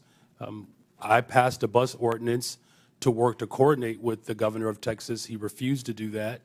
But that transfer of individuals was the result of the governor of Texas, not the result of a welcoming city ordinance. Welcoming city ordinance. So you're not welcoming these people that came here illegally? The individuals that were bused to us from the border. They were not welcome in Chicago? You didn't welcome them? You didn't provide them sanctuary? So the welcoming city ordinance is pretty straightforward. It allows for our local law enforcement to focus on local policies, and that's why we're seeing a decline in violence. So you don't care about federal law enforcement policies, only local policies? We comply with all laws. What I do care about is this body, Washington, passing comprehensive immigration reform. So let me ask you this. Chicago residents reported 28,443 violent crimes during 2024 alone, cases of aggravated assault rising to the highest level in 2 decades. Now, also, state funds, $160 million, were issued to illegal alien job assistance shelters in Chicago. You're the mayor of Chicago. Do you think that your residents or the residents of your state should be paying for that more than they should be paying for their own needs, their own roads, their own public safety? I mean, who elected you? The people that came illegally, whether they were sent to you or not, or the people that reside in Chicago? Who elected you? And who do you serve? The people of Chicago elected me as the 57th mayor of the city of Chicago, and we serve all the residents of the city of Chicago. Illegal or not, criminal or not. How many of the 662,566 illegal aliens with criminal histories that ICE has reported are now residing in Chicago? Someone will have to get back with you with that number. I don't keep account Do you of. take immigration information from criminals as they're arrested and processed? Do you take immigration information? Our local law enforcement focuses on getting all violent individuals do you off the determine streets whether of they're here Chicago. legally, what their immigration status is, as a function of your justice Gentleman, system? time's expired, but please feel free to answer the question, Mayor. The Welcome in City ordinance ensures that our local residents communicate and trust local law enforcement to ensure that criminals and crime is being addressed, So and you that's have why no violent idea how crime many are illegal. has Thank gone you, down Mr. in the Chairman. city I'll of yield. Chicago. Thank you very much, Chair Congressman. now recognizes Mr. Chairman, I have a unanimous consent Chair request. now Mr. recognizes. Chairman, I have a unanimous consent request. I'm sorry, Ms. Presley. I have a unanimous consent request. Go ahead. Thank you. I'd like to seek unanimous consent to enter into the record mass deportations would deliver a catastrophic blow to the U.S. economy. This is from the Joint Economic Committee, December 2024. From where? What publication? The Joint Economic Committee, December 2024. Without objection, so ordered. I'd like to seek unanimous consent to enter into the record from the American Immigration Council, October 2024, mass deportation, devastating cost to America, its budget and economy. Without objection, so ordered. Chair recognizes Mr. Khanna from California. Mr. Chair. Wait, I'm sorry. Mayor Wu needs a short break to attend to her young child. Mayor. Mr. Chairman, I got the note that the baby's okay for now, so I'll continue. But thank you. I will. I believe from my husband that the baby's okay, and okay, well, and the arrangement, if it's okay, was okay. that everyone would take a break, so I wouldn't have to go into a back room by myself to nurse when it's time. Thank you. Chair recognizes Mr. Khanna. Thank you, Mr. Chair. Mr. Chair, I find the Republican position in this hearing quite ironic, because the Republicans are the party that are always touting local government, state government, local control, and not having federal overreach. So I want to explore actually one of your favorite topics on the other side of the aisle, the infamous mask mandates. I know how much you love them. When CDC came out with the mask mandate order of January 29, 2021, they said that we needed to have fines of $1,500 for anyone who didn't wear a mask on a plane or in a public space. And they said that there needed to be referred criminally to the Transportation Authority if they violated it more than once. Now, Governor Abbott said in Executive Order 38, we're not going to have our cities enforce the mask mandate. And Governor DeSantis said the same thing. We're not going to have our local police enforce the mandate. I want to ask Mayor Adams and Mayor Wu, because you had slightly different views on the mask mandate, but Mayor Adams, you were actually praised in New York for saying we are going to take away some of these mask mandates earlier so businesses can open and there can be a revival in New York. Did you ever, in law enforcement, to your knowledge, enforce the CDC mask mandate and ask your law enforcement to fine people who didn't wear a mask $1,500? What we did was look at the science and looked at how it will impact business, and after issuing warnings in education. But I think it's fair to say, Mayor, right, you never referred anyone to the Transportation Department for prosecution, and you never had local police out there saying we're going to fine people $1,500 with the CDC mandate. The goal was to always ensure that people will carry out the procedure, and we did several education and warning in the process. Mayor Wu, you were a great advocate of masks and looked at the science. Do you know if your city government actually ever used police resources to carry out the CDC or Transportation Department's mask mandate where they were fining $1,500 or referring for criminal prosecution? I am not aware of any incidents of someone in Boston having been fined or prosecuted for any mask-related issues. We certainly prioritize public health and saving lives, and so our role as a city was to provide positive communication, outreach, make sure there were signs and different community organizations that could go and remind people to stay safe and do their best to take care of each other and their families. As much of an advocate as you were for masks, and I was an advocate for masks, would you have been hesitant to order your law enforcement, your local police, to say if someone was violating those mask mandates that we need to cooperate and turn them over to the Transportation Department for prosecution? Would that have given you some pause if the federal government were saying use your police departments to fine people $1,500 and give us their records for criminal prosecution? Yes, it would have.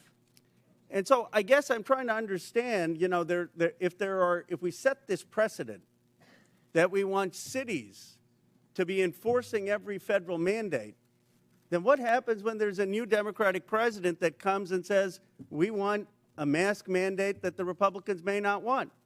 And when there are conservatives like Governor DeSantis or Governor Abbott saying we don't want our cities to enforce that. Do you see, Mayor Wu, any difference between a federal government asking you to enforce laws that ICE is doing versus a federal government asking you to enforce a mask mandate or, frankly, to enforce gun laws that may not be what your local city department is focused on? It does seem that local authority is part of our democracy and part of our system of government. Isn't the real issue here not one of immigration, but of federalism? Isn't the question, I mean, everyone agrees that there needs to be, if there's someone who's convicted of a crime, that ICE has the right to enforce those laws. The question is just, are you going to have local governments in this country be beholden to every new president's directives and armed for enforcing that? My view is that we ought to have local governments be able to use their police officers for their priorities. That, in its essence, is federalism, and it actually used to be the conservative Republican position. Gentlemen's time's expired. Chair recognizes Dr. Fox from North Carolina. Thank you, Mr. Chairman. Mayor Johnston, in the last 4 years, how much has Chicago spent on care for illegal aliens? Thank you for that question, Congresswoman. So since 2022, since the governor of Texas began Just shipping. tell me a number. I don't need a speech. Just tell me a number. So since 2022, since the governor of Texas was shipping individuals to cities across this country, the city's budget, roughly 1% of the city's budget over the course of 4 years. Mayor Johnston, the same question, and I don't need a speech, just a number. Thank you, Congresswoman. Thank you, Congresswoman. It's $79 million over the last 2.5 years. Mayor Adams, same question. How much has New York spent to care for illegal aliens? Approximately $6.9 billion went out of our taxpayers' funds. Mayor Wu, same question. How much has Boston spent to care for illegal aliens in the last 4 years? We do not ask about immigration status and giving city services and providing that access, so we do not have a number. Taxpayers have been bearing the brunt of the massive wave of illegal aliens who've entered the United States. The Biden administration seemingly declared taxpayers and hardworking Americans collateral damage in the pursuit of open borders. Again, Mayor Johnston, are NGOs providing services to illegal aliens in Chicago? In accordance with the Welcoming City Ordinance, our sister agencies or city departments, we do not seek the status of any individual that is seeking service. Mayor Johnston, are NGOs providing services to illegal aliens in Denver? Thank you, ma'am. When folks arrive on the streets without food or resources or shelter, we do provide food or shelter regardless of where folks arrive from. Mayor Adams, same question. Yes, in combination of city agencies and nonprofits, we responded to the migrant asylum seekers humanitarian crisis that hit our city. And Mayor Wu, I assume you don't know their status, but do you know if there are NGOs are providing services to people arriving in your city without any kind of documentation? There are community organizations, many of them in Boston, who seek to serve all of our Boston residents. Congress must provide oversight and ensure accountability for taxpayer funds going to NGOs. Agents from Customs and Border Protection have been outspoken in opposition to allowing NGOs to assist illegal aliens in subversion of law and order. When asked if NGOs are working at cross purposes to the mission of Border Patrol agents, the chief of the National Border Patrol Council said, quote, "Most definitely, and they should not be allowed, but our government allows it," end quote. NGOs receiving taxpayer funding through grants pay for everything from food, shelter, and transportation to legal services that help the migrants traverse Mexico. That is why I introduced H.R. 245, the Grant Integrity and Border Security Act. This bill would require all NGOs who apply for a federal grant to certify as part of their application that they have not, will not, and are not engaging in acts that violate federal immigration law. If NGOs continue violating our immigration laws, then my bill would ensure that no federal funds can ever go to the violators. It's time to pass this bill, ensure accountability, and secure our cities and the border. And with that, Mr. Chairman, I yield back. Gentlelady yields back. Chair recognizes Ms. Brown from Ohio. Thank you, Mr. Chairman. Today we've heard my colleagues on the other side of the aisle demean and dehumanize immigrants, choosing fear-mongering and political theater over real solutions. So let's take a moment to set the record straight. The best chance for comprehensive immigration reform came in 2013, when a bipartisan Senate majority passed a bill strengthening border security and providing a path to citizenship for longtime residents. But House Republicans killed it. Fast forward a decade later to last year, the Senate crafted another bipartisan deal, one that would have enhanced border security and tackled the fentanyl crisis with better technology and more agents. But Donald Trump torpedoed it, preferring anti-immigration rhetoric to real solutions. So this isn't about fixing the problem, it's about exploiting it. And let's not forget, the president wasn't complaining about this when he was employing undocumented immigrants at his resort. We all remember President Trump's tired old tactics from his first term, the harmful Muslim ban, referring to black and brown countries as quote-unquote shithole countries, and the cruel images of kids in cages. This time around is no different. President Trump signed multiple executive orders before even attempting to work with Congress. Mind you, a Republican-controlled Congress. So this isn't about policy, it's about fear. For the last decade, Trump has pushed menacing messages portraying all immigrants as criminals. But it isn't just coming from Trump. It's being amplified by right-wing media. A recent Ipsos poll found that people who watch Fox News are twice as likely to believe myths about immigration, including the false idea that immigrants commit more crimes than native-born Americans. This is objectively false, yet 2 in 3 Fox viewers believe it is true. This serves a purpose: fueling outrage, distracting from real solutions, and keeping the conversation stuck in a cycle of fear instead of facts. And Trump's latest immigration crackdown reinforces these misperceptions. ICE raids, choreographed for cameras, deportation sweeps with photo ops, wardrobe changes, and tough talk. The cruel performative videos of immigrants in shackles, $200 million in taxpayer money to air pro-Trump propaganda ads. Talk about waste, fraud, and abuse. All spectacle, no substance, all performance, no plan. On the campaign trail, J.D. Vance and Donald Trump promoted vile and xenophobic lies about Haitian immigrants in my state of Ohio. And now the Trump administration has moved to strip protections from 500,000 Haitians.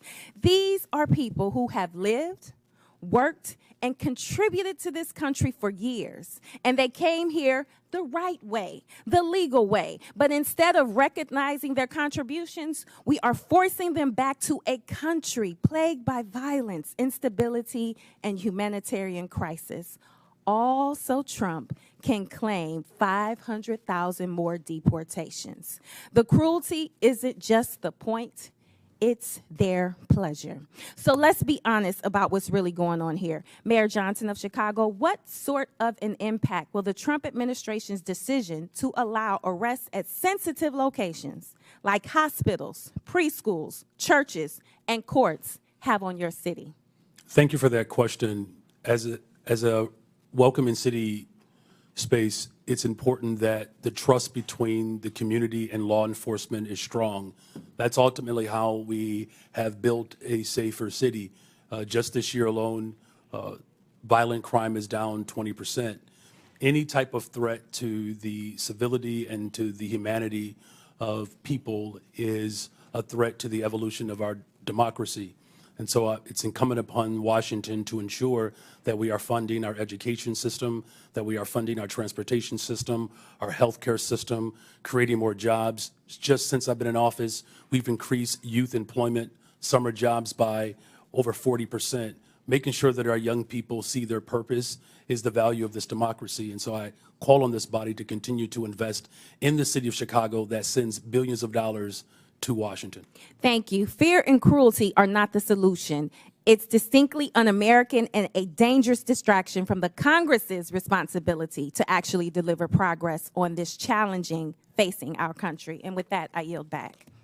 Gentlelady yields back. Chair recognizes Mr. Grofman from Wisconsin. Yeah, just a couple comments first. As far as the idea who's committing crimes, we have no idea how many illegal immigrants in this country are committing crimes because nobody keeps track. Okay, if I go to a prison or a jail in Wisconsin with, I don't know, 1,500 inmates, and I ask how many of these people are here illegally or how many are citizens of another country, nobody will know the answer to that question. So that's why we don't have hard facts on how many crimes people committed. The other thing I like to point out is every year in this country, about 850,000 new people from other countries are sworn in as American citizens. I don't know of Donald Trump ever talking about reducing that number. Maybe he should reduce that number, but I've never heard him talk about reducing that number. Our concern here was illegal immigration, and I would hope the vast majority of Americans think we ought to have an immigration law that the 850,000 new citizens every year go through. But if we're going to have an immigration law, it means we have to do something with the people who try to become permanent residents without going through the proper structure. Now, I think part of our problem here is we have a lot of people who don't understand why we have an immigration law at all. And I want to ask all four of you as I go down, we go down the row here, do you believe the United States should have an immigration law, or do you believe that just anybody should be able to show up and come in? And we'll start with Mayor Adams there. I strongly believe we need to have an immigration law. I strongly believe we need to secure our borders. We witnessed a 90% decrease, and we're seeing that play out in our city. So we should have a strong immigration law. Good. And I'll ask this question then. If you believe we should have an immigration law, and then we'll get all four of you here, if you believe that, do you believe people who ignore the law, whatever that law is, should be allowed in the country? I think that all of us must be held accountable to the law, and if we secure our borders to make sure before they come in that is done correctly, it is not going to impact cities to carry that burden. Like I said, close to $7 billion in tax dollars. Mr. Johnson, do you believe we ought to have an immigration law in this country, or do you believe everybody should just be able to walk in here and set up shop? Thank you, sir. I do believe we should have an immigration law. I do believe we should have secure borders. I do believe we should fix our asylum process. I do believe we should let dreamers get access to permanent citizenship. Okay, then the lots question we could is, do. if somebody ignores that law and comes in this country, do you believe whoever, ICE or Border Patrol or anybody, should spin them around and send them out, or can they just ignore the law and because they, however, crossed the Rio Grande, overstating a visa, whatever, are here? Do you believe that we ought to do something to the people who are ignoring the law? Thank you, sir. In the case of the folks we're seeing, they are coming here because they are claiming asylum. When they claim asylum, they then have a right to a day in court to see if that asylum claim is The valid. question is, though, if I come in this country and stay here and I have not gone through any formal process to become a citizen or to be a visa, legal visa or whatever, should we kick that person out? The folks that we're serving, sir, are trying very hard to navigate that legal process. It's often a 7-year wait for a court date when they arrive to this country, so part of it is the backlogged administrative need at the border. Every month under President Biden, at least the statistics I have, 30 to 40,000 people, what are called gotaways, came across the southern border, didn't ask for asylum, didn't ask for anything. Do you believe that people who just come across that way should be escorted out of the country, or do you believe just because they ran between the designated checkpoints that they, as the result, get to stay here forever? And so we're serving folks who are seeking asylum or have status, Well, of course, like temporary protected status. you wouldn't even know that. Or CBP-1. Okay, next, Mayor Johnston, buddy from Chicago. What do you think? Should we have an immigration law in this country, or should anybody who comes here just be able to stay here? I do support the bipartisan legislation that was passed out of the Senate for comprehensive immigration reform. No, that's not answering the question. Right now, people are breaking the law. Do you believe the United States should have an immigration law? As far as I know, every country in the world has an immigration law. Maybe there's one outlier or something. And we have laws in the United States. Do you believe if people come here and break the law that they should be escorted out, or do you believe they just get to stay here forever? Our immigration system is broken. We have not had comprehensive immigration reform since 1986. May I answer fully? Yeah, his time's expired, but Okay. feel free to answer. Do you want Mayor Wu to answer your question, or are you finished? Okay, yeah. Go ahead. Yes, thank you, Congressman. Yes, I do believe we need, cities everywhere clearly need an immigration law that has secure borders, comprehensive and consistent, compassionate pathways to residency and citizenship, resources to adjudicate the complexities of the law. And at the same time, I do not support mass deportation. That would be devastating for our economy, and there are millions of people who are running our small businesses, going to our schools. Okay. Thank you. Chair recognizes, and I must add, I don't think anyone's calling for mass deportation, but Chair recognizes Mr. Garcia from California. Thank you. Well, thanks, Mr. Chairman. I want to thank all of our witnesses for being here today. Before I came to Congress, I was the mayor of Long Beach, California for 8 years. It's a diverse city of about 500,000 people, so I appreciate the work that mayors do. As mayor, I signed the Long Beach Values Act to protect all of our residents, including immigrants and undocumented residents. We set up justice funds to support people that were facing deportation, defending immigrants in court. These are policies that are strongly supported by my residents back home because they are good for all the community and make Long Beach safer. Now, we also know that immigrants make our communities vibrant and thriving places to live. The facts are that sanctuary jurisdictions or jurisdictions that welcome immigrants are overwhelmingly safer than non-sanctuary jurisdictions. That's actually a fact. Immigrants, both documented and undocumented, are also less likely to be incarcerated or to commit crimes than native-born people. We know this to be true. Again, these are facts, and mayors have every right to pursue the policies that you know are best for your residents. Now, the Trump administration has threatened to prosecute some of the mayors on the panel today and force them to comply with his extremist agenda.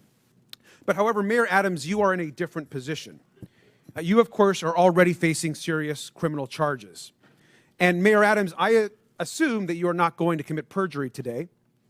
And I do believe, though, that you have an enormous amount of issues facing you ahead of you. And it means that your criminal charges are absolutely relevant to us today. Bribery, wire fraud, willfully and knowingly conspiring to commit offenses against the United States. Mayor Adams, you, of course, deny these corruption charges against you. Is that correct? Yes. Yes, Congressman. Thank you. Now, I understand that you are proven innocent unless you are guilty, but you also have, sir, a trust problem. 4 of your deputy mayors have resigned. Now, this is serious, and Republican prosecutors agree that the evidence against you is ironclad, yet Trump's DOJ moved to drop these charges. Now, I just want to be just really clear and show this here. Now, look at how the Trump-appointed acting U.S. attorney who is prosecuting you described it. Because the law does not support a dismissal, and because I am confident that Adams committed the crimes with which he is charged, I cannot agree to seek a dismissal. Now, this is a conservative Republican who resigned when Donald Trump pressured her to drop the charges. And we know the Trump administration demanded that the charges be dropped. And this is key. They will be able to refile them against you, Mr. Mayor, at any time. I think, personally, that's why you sat next to the architect of family separation on Fox and Friends. Now, Tom Homan sat next to you and said the following, and I quote, "Getting on Rikers Island is step one. We're working on some other things that we don't really want to talk about on open air because the city council will be putting roadblocks up on us. The mayor and me have a commitment to several other things." Now, this was you, of course, and Mr. Homan, the architect of family separation. This is also incredibly concerning, Mr. Mayor. You sat next to him, you smiled, you badmouthed your own city council. Now, Mr. Mayor, we have a right to know if the Trump administration has actually coerced you into agreeing to anything. And Mayor Adams, I also want to be very clear. Are you selling out New Yorkers to save yourself from prosecution? There's no deal, no quid pro quo, and I did nothing wrong. And anything dealing with this case out of deference to Judge Ho, who's now addressing it, I'm going to refer to his actions. Well, Mr. Mayor, it appears, to me at least, that you are selling New Yorkers out. It appears that you are working with Tom Homan, who is clearly focused on family separation and deportations and harming New Yorkers and others across the country. Now, every other mayor on this panel is pursuing legal and effective policies that benefit our residents and their communities. Their policies actually uphold public safety. Now, I personally agree with the majority of New Yorkers and think, Mr. Mayor, that you should resign. You should do the right thing. You should step down and resign today. And with that, I yield back. Would my friend yield? Would my friend yield? I yield. Yeah. Mr. Mayor, I want to be really clear. Were you pressured in exchange for the dropping and dismissal of criminal charges in your indictment to cooperate with the Trump administration on all fronts with respect to immigration? Did any such conversation take place? I think I was extremely clear. I cannot hear you, sir. I think I was extremely clear. No quid pro quo, no agreement. I did nothing wrong but serve the people of New York City. Thank my friend for yielding. Chair, now recognize Mr. Cloud from Texas. Thank you, Chairman. Thank you, witnesses, for being here. You know, we are indeed a nation of immigrants. I have to look no further than my own children, who are the inheritance of both my ancestors who got here in the 1600s with William Penn, or my wife who got here when we got married. I think that's really what this nation is about. But you are not here today because of legal immigration. You are here because of illegal migrants who have been sent to our country. In your opening statements, there was a deft linguistic shell game that you played to try to conflate legal immigration with people who are coming here illegally. And we're savvy to that. You are here because each of you, with the exception of Mr. Adams, have said in some form or fashion that you will not honor ICE detainers. In other words, that when you have people in custody and ICE says, we need to come arrest that person because they're here illegally, that we will not honor that. That's why you're here. No one's asking you to go round up criminal aliens. We are asking you to take people who are already in your custody and hand them over to legal federal law enforcement. Now, what this does is it saves U.S. taxpayer money.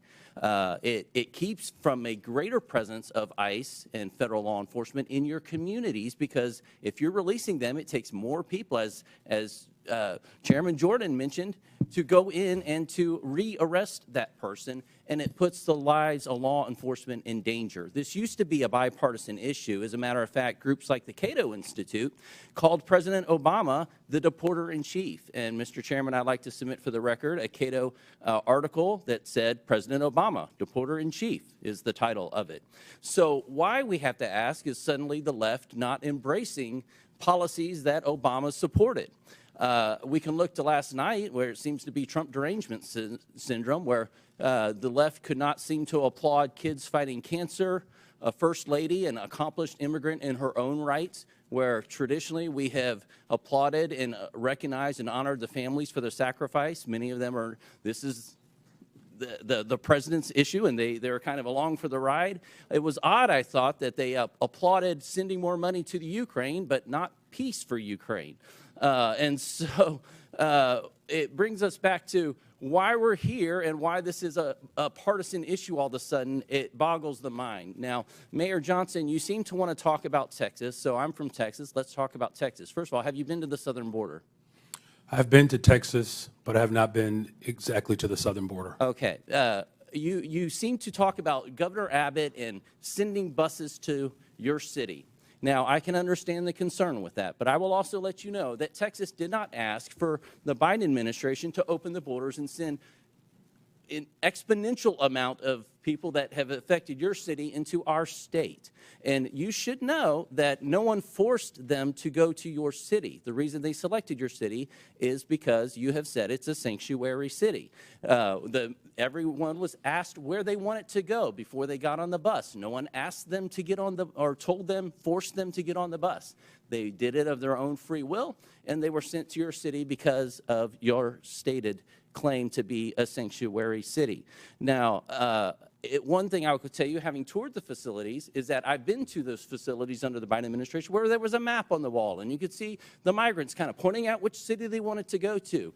And I can also tell you, from having been through the immigration process with my wife, there's a difference between people coming here legally and then people who are, when I've been at the ceremony where the people are crying with tears as they take the oath of citizenship to come to this country, is far different than people coming across our border, waving the flags, not trying to assimilate into the United States culture, and sometimes bringing crime into our communities. This is an issue. Now, each mayor, I want to ask you, one of the issues recently is how much FEMA dollars have gone to support migrants and hotel rooms in your communities. Mayor Adams, do you know how many FEMA dollars have spent in your city?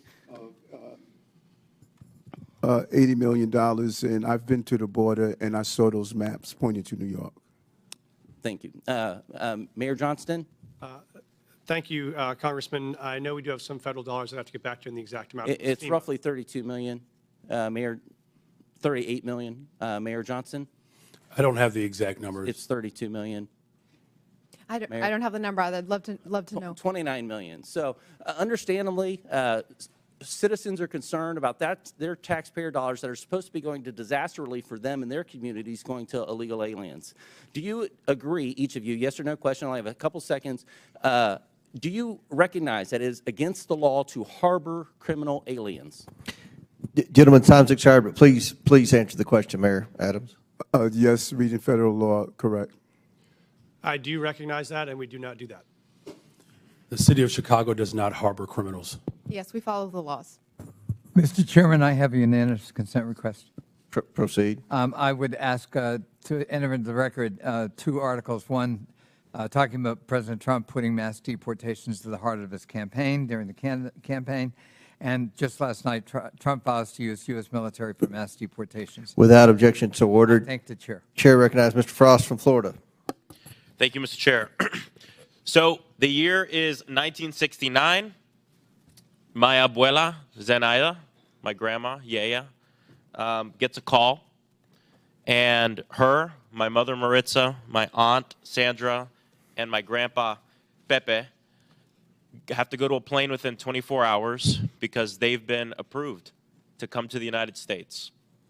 They came here as refugees in 1969 during the freedom flights from Cuba for their new life in accordance with the promise of this nation. ICE arrested hundreds of U.S. citizens during Trump's first term. Again, in the last few weeks, ICE has detained Native Americans, a teenage girl from Nicaragua, Puerto Ricans, a Puerto Rican military veteran, all legal residents, but all who fit the description. I bet someone like my grandma would have fit the description too.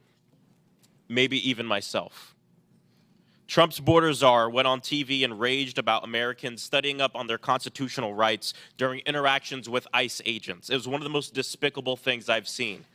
And the question is, why is he so upset that people know their constitutional rights? To the point where this administration has moved to try to intimidate members of Congress for trying to educate their constituents to know their rights. Why don't they want people to know their rights? Well, because if we know what our rights are, we'll also know when Trump tries to take them away.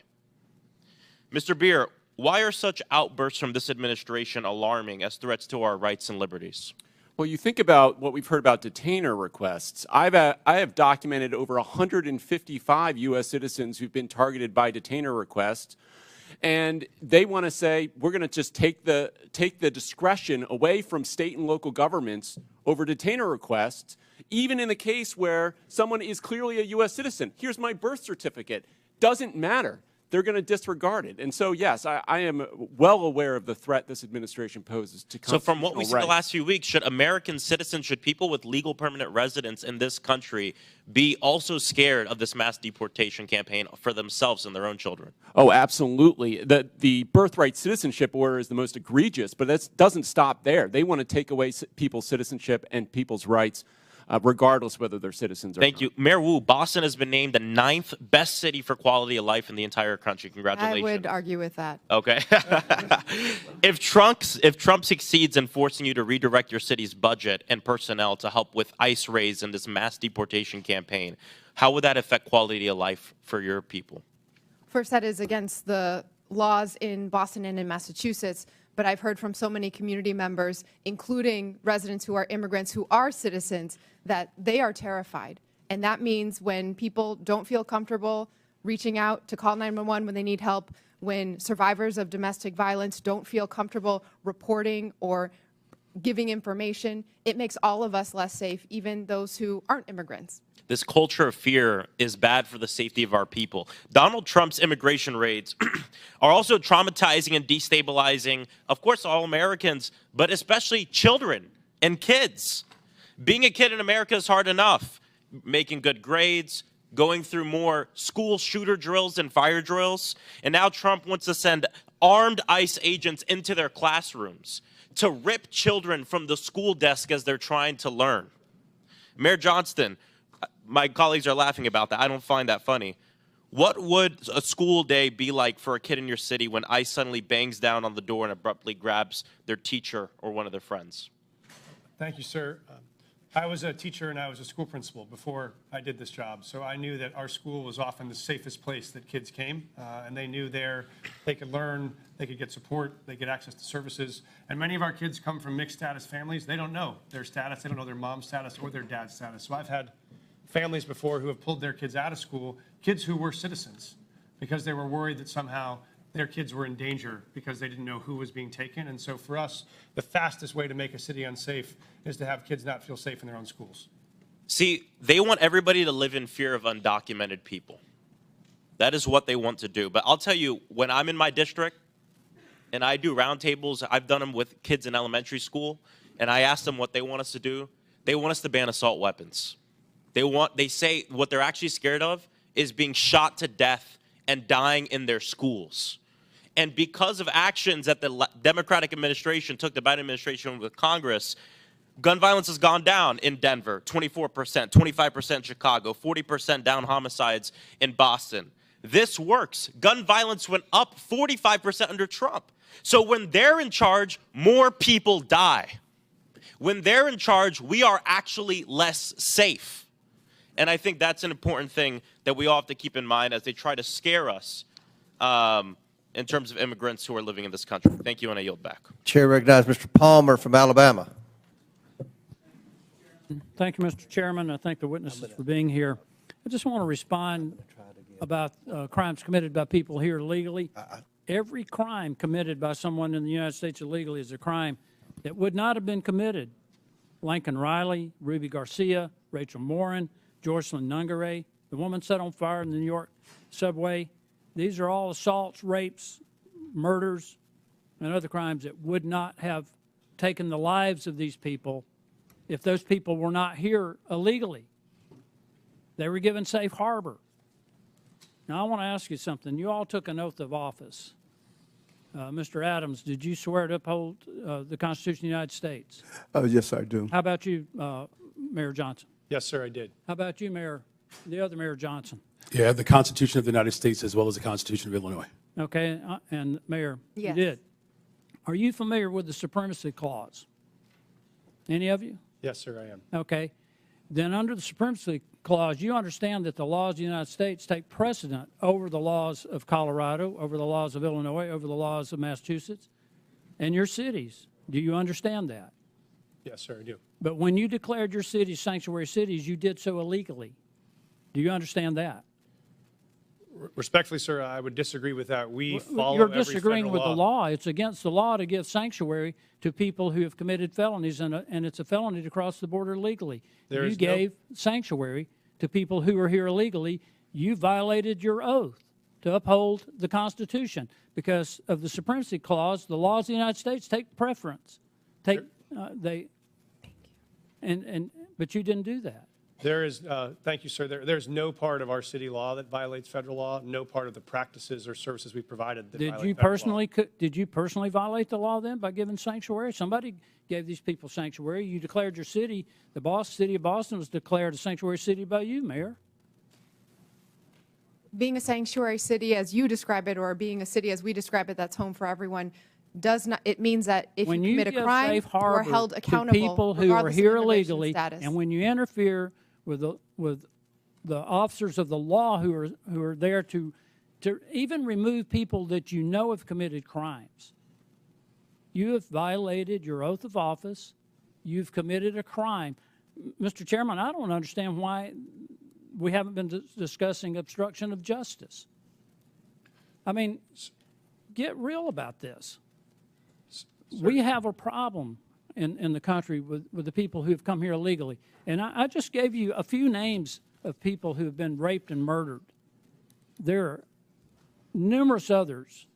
There's a whole organization established called Remembrance to remember the people who have been assaulted, raped, murdered in this country because certain cities, certain officials decided to give sanctuary to people who came here illegally and committed these crimes. It goes all the way back to Kate Steinle, San Francisco, shot by someone who was here illegally. She would still be alive today. She died in the arms of her father. So I want to know if you understand the Supremacy Clause, that the laws of the United States are supreme over whatever your opinions might be of what the laws are. Sir, I do recognize that. We do follow that. I want to clarify that we actively, aggressively pursue any known criminal in the city, and we actually partner with federal government to do that. If there is someone with a criminal warrant, we're searching for them. We have federal task forces we're partners of to break up gang activity. We do that for drug trafficking. We do that on armed robberies. So we are in partnership with the federal government on many issues around. Mayor Adams is being attacked because he's agreed to cooperate with federal officials to uphold the laws of the United States. I haven't heard any of you in defense of that. We are absolutely upholding the laws of the United States. We do it every day, and we will continue to do it. I just think we need to do a deeper dive into this, Mr. Chairman. If it were up to me, I mean, I'd be considering referring charges I think we've got a problem here when we decide that there's some laws that we will obey and some laws that we won't. I don't care who it is, Republican, Democrat, I don't care what office you hold. We need to abide by the laws passed by. Will the United gentleman States. yield? No, I will not yield. Mr. Chairman, I thank you for the time. I yield back. Gentleman yields back. Well, We're gonna have two more. We're gonna have two more questioners. Then we're gonna have to take a break at the request of the witnesses, a 15-minute break, maybe 20 if we need that. But Chair recognizes Mr. Kassar, and after him, then Mr. Higgins, and we'll proceed with the break. But Chair recognizes Mr. Kassar. Good morning. Good morning. Good morning. Mayor Wu, can you tell us a little bit, just maybe 20 seconds, about how your administration has helped address unemployment, especially amongst youth in your city, which we know is a risk when we have high levels of young people unemployed? We made a commitment, our mayor's guarantee, that any young person in the Boston Public Schools who wanted a paid summer job would get one, and we fulfilled that with the partnership of businesses and companies and organizations throughout the city. Record numbers participating. Thank you, Mayor Wu. Mayor Johnston, can you tell us a little bit about measures your office has implemented to address the root causes of violence in Chicago? Thank you for that question. Yes, so first of all, it's great to report that violence is down in the city of Chicago, and it has gone down since I've been in office as a result of a couple of measures. One, we've reopened 3 mental health clinics because we do know that mental health issues, and we are in a very severe mental health crisis. We've also increased the number of youth employment. We have hired almost 28,000 young people for last summer. This year, we have an opportunity to hire up to 29,000 young people. We've also built more homes. Just last year, we've appropriated $11 billion, 37,000 construction jobs in the works for almost 10,000 more affordable units. And we have promoted and hired 200 detectives to increase trust between community and law enforcement to solve the crimes that do occur in our city. Thank you so much. Mayors, I want to thank you for the hard work you're doing every single day. Just in 40 seconds, you have described building tens of thousands of homes for people that need them, hiring detectives to solve cold cases, building community trust to reduce violence, hiring people to do incredible mental health work, and reducing the youth unemployment rate. That is so much more than what the Republican majority can ever describe having ideas about. And that's why they've dragged you before us today. They want to point the finger at you because they have no plan on how to address housing, no plan on how to reduce costs, no plan on how to actually reduce violence in our communities. In fact, maybe some of the only plans they have would be to make those issues worse. And I know that you all, as mayors, are doing one of the hardest jobs in this country every single day. You're serving your communities honorably. And they don't want the American people to hear about how Boston has drastically dropped your unemployment rate. They don't want the American people to hear about how Chicago is dropping the rate of violence in the city. But our job is to make sure the American people actually hear the truth. And the truth is that you are pairing a law enforcement response along with a mental health response and a housing response and a jobs response to what's going on in your cities. And that is so critical.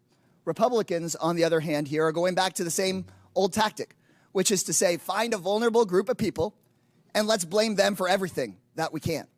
Anything bad that happens, let's go try to point the finger at our political opponents or at a vulnerable person or at a person of color from a faraway place. And that doesn't actually solve real issues for the American people.